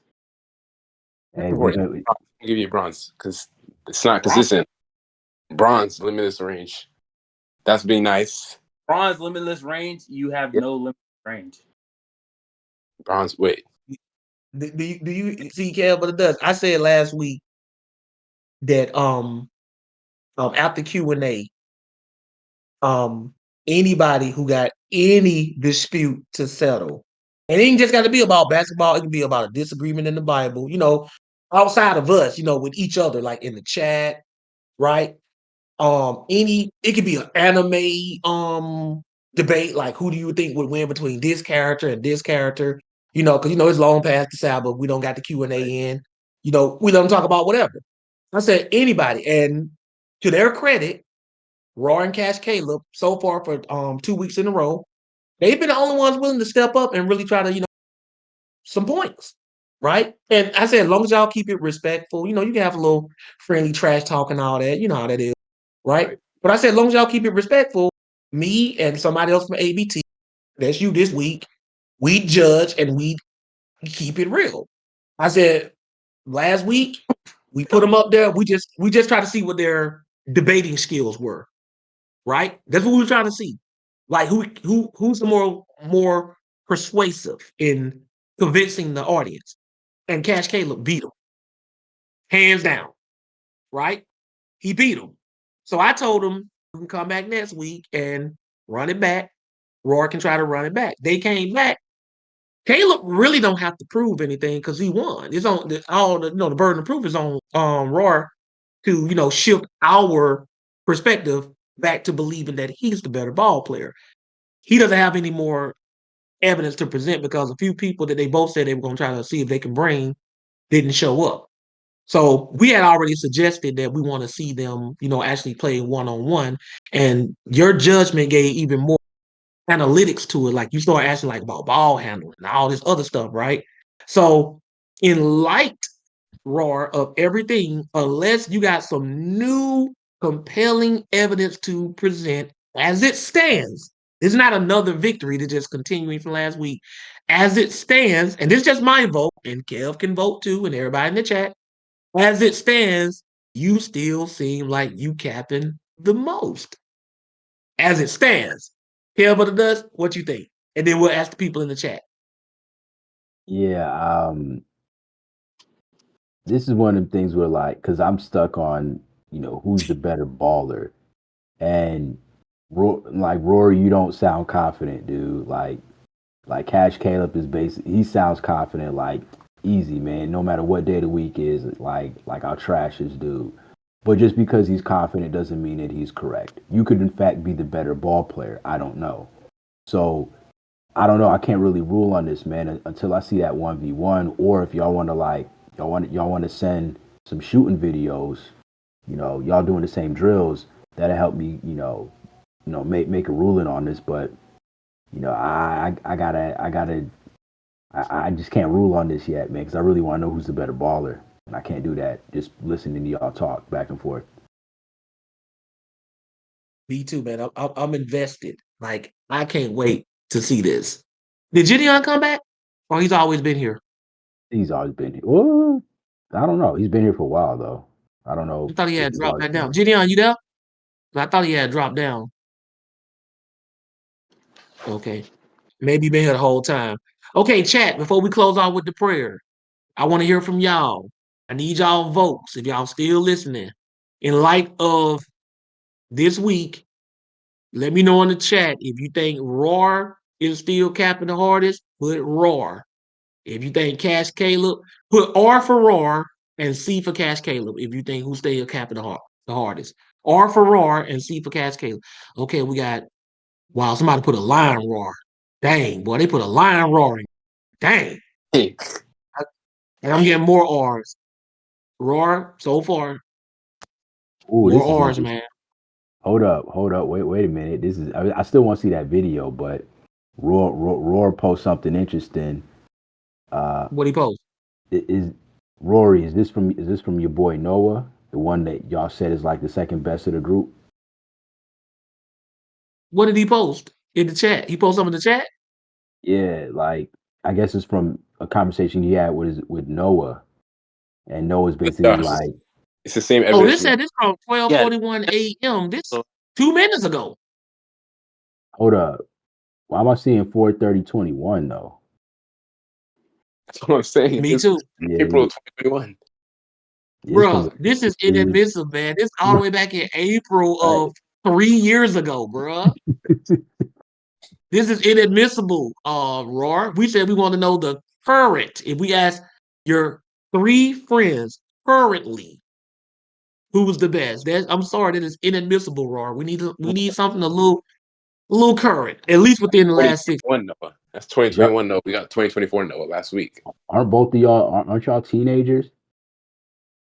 Both of y'all? Nah, one Yeah, he. Roar is 19. I'm. Yeah, 3 years at, Yeah, at y'all Yeah, I'm about to be at 18. y'all age, 3 years makes a big difference, dude. I can't go it with this. does. That's what I'm saying. Like, you could have been better than. That's why I said at least within the last 6 months, because your Yeah, game can improve I drastically in was like just a 6 months as freshman. teenagers, All right, I was a right? freshman back then, so I was Right. freshman in high school back then. Rory was So, in. Roar, Yeah, the people have spoken.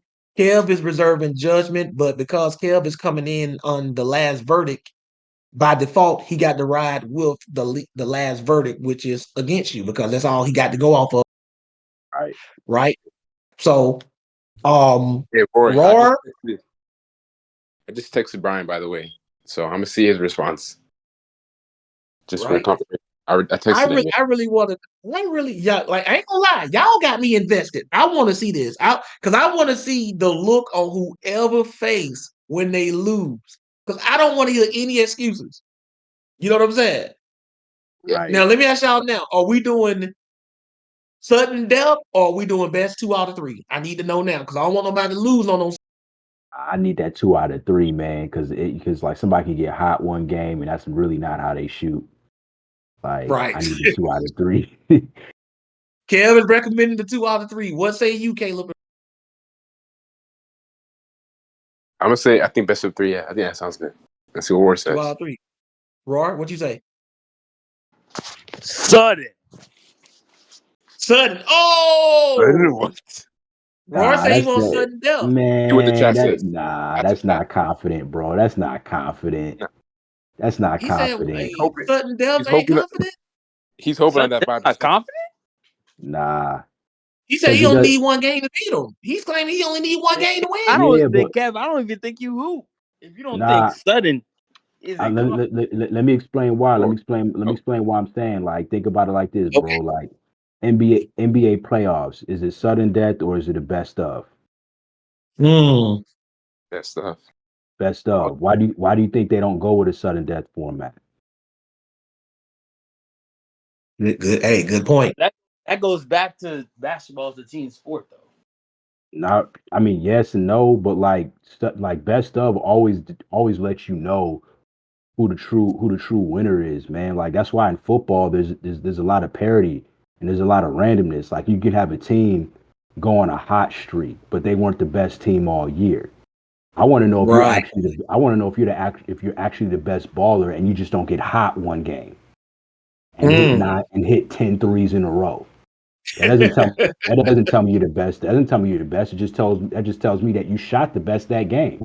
But what's the likelihood we that all you do that again the next game? Do y'all see why his whole mindset with me is, Josh, you're only as good as your last class? Y'all see that? Yeah. Do y'all see that now? That's Yeah. that's the way his mind is wired. He want to make sure it's not a fluke. Now, of course, he knows my history and my resume for him to say Josh is a decent teacher and he knows some stuff. But the way his mind, y'all gotta understand, Kev of the Desk has a very, I'm analytical too, but not as analytical as he is. His whole thing is, y'all do this thing, it's sudden death. Roy could, by a fluke, win 21-0. You know, he just get hot, he get inside your head, catch Caleb, that's a wrap. And then he walks away, bam, I'm the better player. That type of stuff, if it happens like that, they're gonna keep Kevin up at night. Kevin ain't gonna be convinced that that necessarily means Roar is the best player. But if you beat him 2 times in a row, it still ain't definitively speaking that you're the absolute best, but 2 times in a row does give Kev a little bit more to work with. Say, okay, first time he beat him 21-0. Right. Second time he beat him 21-2 or 21-3. Like if you beat them the second time in a row and it's a low score, like first time you beat them 21-0 Roar, then you play them again, it's like 21-2 or 21-3. Caleb gonna be like, oh man, get Caleb. Kevin gonna be like, get Caleb Exactly. out of here. He trash. Exactly. I'm be like, He all gonna be like, right, he man, trash. You I've feel me? seen enough. Because I've seen enough. Exactly. So Roar, you say you want to do sudden death. Cash Caleb say best 2 out of 3. We're gonna vote on it. Chat, You do 2 out of what do 3. y'all want to see? Okay, he said 2 out of 3. Okay, 2 out of 3. We're gonna try to set this up where y'all gonna do y'all shots. Y'all got to let me know sometime during the week if y'all can have something set up, because I want this to be, honestly, I want the footage by next Sabbath. You can come back. No, you can come to Houston. You can set up in Houston. I mean, what about y'all do like the routine like Kel said, where y'all just popping threes from a distance, like a shootout? Warrior, what do you want? Which one you gonna do? Y'all can do that. Y'all can do that, and y'all can do the one. Right. Okay. But All the right. shooting, y'all don't. He ain't got to come out to Houston for that. Yeah. Okay. Can y'all set up a camera and take it down to the court, and y'all just shooting and tell us how many y'all trying to hit in a row or something like this? I know y'all ain't got. We having it on the NBA, you know, when they doing a little shootout with all the balls. I know y'all ain't got. So I don't know how y'all would determine it, right? Unless you just want to shoot it, go run after it, pick it up, shoot it again. Y'all trying to do it like that? It doesn't matter. It does How many not matter. shots? How many shots are we going for to get our percentage? Is it going to be 10 shots, best out of 10, like from the 3-point line, Yeah, it's best just out do of 10? around the world. Yeah, I like So around the what now? world. I like around the Okay, yeah, world. do it like that. Yeah, Yeah, that'll because work. I want to see how good you are from all angles. You might be great. You might be a great 3 shooter, but you know you're not as good as playing. I mean, Rory, that boy, Rory, that boy, when he shoot in the corner, he be airballing pretty much all of them. What? No. No. It hit the side of How the many backboard. shots are y'all gonna take? How many shots y'all gonna take? You can do like five from each side, so 25 in total. How many different sides? Wait, Oh, you said what? 25. Five, Okay, five five sides. sides. Five sides. No, Yeah, 10. 5 sides. Yeah, 10. Just do 20, 10. Mean 10. 10. He said you want to do 10. Oh, you want to do 10 only out of 20? Two, yeah, two. Two each spot? Like start No, from three. the right corner, and then go from the right corner to the left corner again. Oh, wait, three then. Three from each side. It's 15. Okay, now will y'all be able? Because this Saturday, it's really Sunday because it's after 12 over here. Will we have this footage?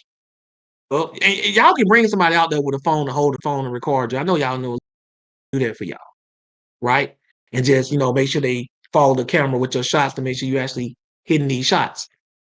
And I can tell if the photo, if the video is edited, because I want the camera when you shoot. I'm laying down these rules. The camera got to follow the ball from your hand to the goal. You know what I'm saying? I don't want no It go from one scene of Roar shooting and the next scene it landing in the net. And another thing too, let me put this out here. Like, this is all honor system. So will y'all right here, will y'all say that you will only do one take and not, as Rusty said, just send us the best footage. Y'all been at it for 3 hours and you send us the Right. one where you hit all 15 or whatever. So one take, the first take is the only take. It's an honor system. You could lie, but the Lord is watching. Exactly. We want the first and only take. You only get one take at this. Right? Y'all understand? Yeah, I understand. Yeah, Okay. yeah, So that means you have to throw it off day. We don't want to hit. I mean, you just got to throw it off day. right. But you don't want to hear that though. Okay, it is what it is. It's set up. We good. Or to shoot it, well, like the whole, again, the best thing is to play 1-on-1, but the next Yeah. best thing is just to do the shooting contest. So yes, like a shooting contest, it'd be tough to do like a best out of three, because I mean, whatever, y'all are like in different states. But we're just trying to get an idea of some aspect of your skill set. It's not perfect, but it's the best that we have. And they're doing that just first. We still trying to get them together in Right. person. They just what they can have available for us by next week. Roar and Catch Caleb. Do you both commit? Y'all got a whole. Y'all can do this tomorrow afternoon somewhere if y'all really serious and the weather permit. And that's only if you can only practice outdoors.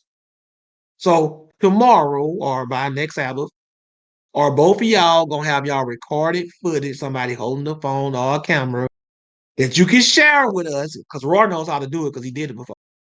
Of y'all taking y'all shots. Will you have it? That's your homework. Have it next Saturday night. Will you have it? God willing. Yeah. Cash Caleb? I think hopefully, I'm saying hopefully. Y'all got a whole week, bro. Y'all can make it down to the court in the whole week. And it don't. How All right, long do you think it'll take y'all to be out there just shooting the ball, taking 15 shots? 5 minutes. What is that? Minutes. Yeah, Yeah. that's about that's 5 minute drill. That ain't nothing, right? All right. And when you factor in probably how long it take you to get there and warm up or whatever, we probably talking about 30 minutes of your time. You follow what I'm saying? So, Or and by the way, if one of y'all show up with the footage and the other one doesn't, it's an automatic loss to the one who doesn't show up with it. Yeah, but we don't have to worry about that. I'm just saying, if hey, next week Roy shows up with his footage, we'll still look at it. But if you ain't got the footage, Cash Caleb, Roy automatic. I don't care if he missed every shot in this, he still automatically wins because he went out there and did it. That's fair. all right, that's fair. Okay. That's fair. All We right. Right. want to see because y'all both talk a big game. Y'all both talk a big game. I want to see who really committed. I want to see who's gonna actually show up with, and and let us know in the video. You ain't just got to go straight to y'all just shooting the ball. Introduce yourself, tell us why you doing it, yo. This for you, Roar. This for everybody on Discord. Shout out to Gideon. Shout out to let everybody know because you never know. I might upload the bad boy to a YouTube channel or something. You follow what I'm saying? Y'all might go viral. So bring your A game because it might not end here on Discord. Just letting you know, Hey right? Josh, Isaiah said he has his hand up. I think he said he has a question real quick I or was whatever I was before we getting go. to. Okay, Go cool. ahead, Isaiah AC. I brought you up. Yeah. Hello? Can you hear me? Yes. Yes. Hold on. All right, can you speak again? Hello? We can hear you. Yeah. Brother Josh, I wanted to know if you could accept my friend request on MySpace, please. MySpace, Yes. bro. Honestly, I don't even think that I the original email that I had to my MySpace, that original email is gone. I can't even access it. Okay. I was just because I had sent you a friend request on there because I wanted to see like what you had on your MySpace profile. Yes, I had that email years ago. Because with MySpace and the email that I used to make that, I don't even have that anymore. I deleted that old email. So Okay. unless there's another way I can access it without having that email, I can't do nothing with it. I don't even know what's on there. Okay. And no, I don't use MySpace. I was just trying to I was trying to research on Brother Josh, see like all the places you could find them.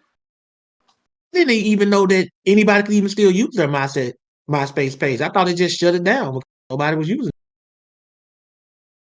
Yeah. I didn't even know that. I just learned something. Yeah.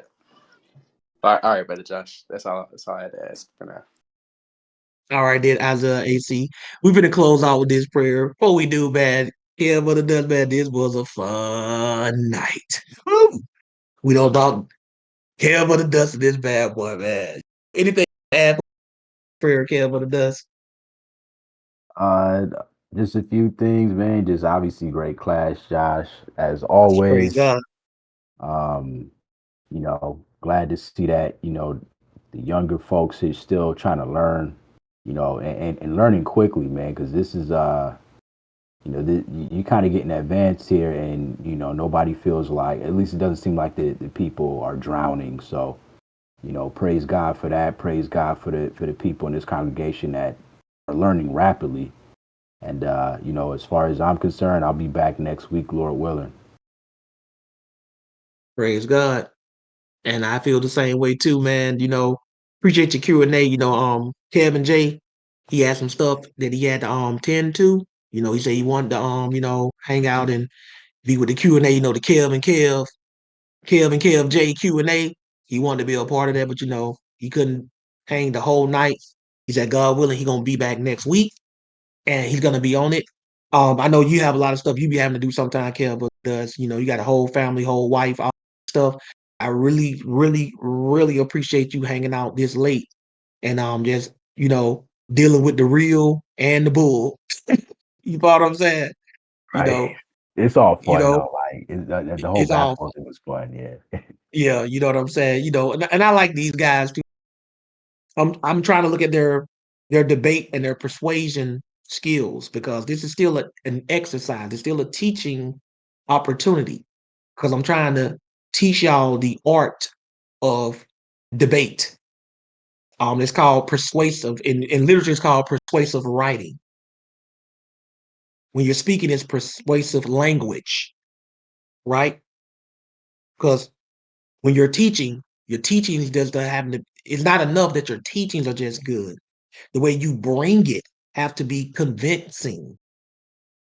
You follow what I'm saying? A lot of people know how to tell the truth, but the truth is not convincing. So the way y'all analyze this, y'all seen the way Kelba the Dust tackles everything. Do asked him, do you think it'd be a good idea for me to move here? Look how every angle he approached that from when he just gave that brother the advice on that. Just on that. You follow what I'm saying? Same thing with the whole basketball thing. He got very analytical, right? That's the way we're trying to teach y'all to be. Don't be so one dimensional with your way of thinking, right? Factor in every possibility, everything possible. And that's what you guys are doing. So Roy, it's all love. Roy can definitely take it because he sure can dish it out. You follow what I'm saying? He can definitely dish it out. Okay. Right? So we finna close this prayer. Y'all make sure y'all bow your heads in respect to the most high. We're gonna close out with the Lord's Prayer. Our Father, which art in heaven, hallowed be thy name. Thy kingdom come, thy will be done in earth as it is in heaven. Give us this day our daily bread, and forgive us our debts as we forgive our debtors. And lead us not into temptation, but deliver us from evil. For thine is the kingdom, and the power, and the glory forever. In Jesus' name we pray. Amen. Once again, shout out to Right. Kev of the Dust, right? Bringing his amazing insight. I really do pray for all of y'all every week, all during the week. I just be asking God to watch over y'all. You know, I hope y'all were edified by today's class. I'm already getting some notes from people in the chat. Yeah, hey man, y'all, these Kev of the Dust, these guys are taking serious notes. They're not playing. They are documenting this stuff like they some Keanu Juniors. You know, Kia, that's the A.B.T sonographer. And these guys, they are documenting this stuff like crazy, right? Did everybody see, before we leave, did everybody see in the Bible that the Bible makes it clear we'll see them in hell? Did everybody see that? Could everybody see that today in the chat? That's what it says. I know it. I know how crazy it sounds. I hope y'all understand when I put these titles together. I know how crazy it sounds, but it says what it says. Say they shall look upon them and they will see them, and that is definitely what we see. Shout out to Guinea Chiro for these notes. They got these notes too. We'll see you in hell today.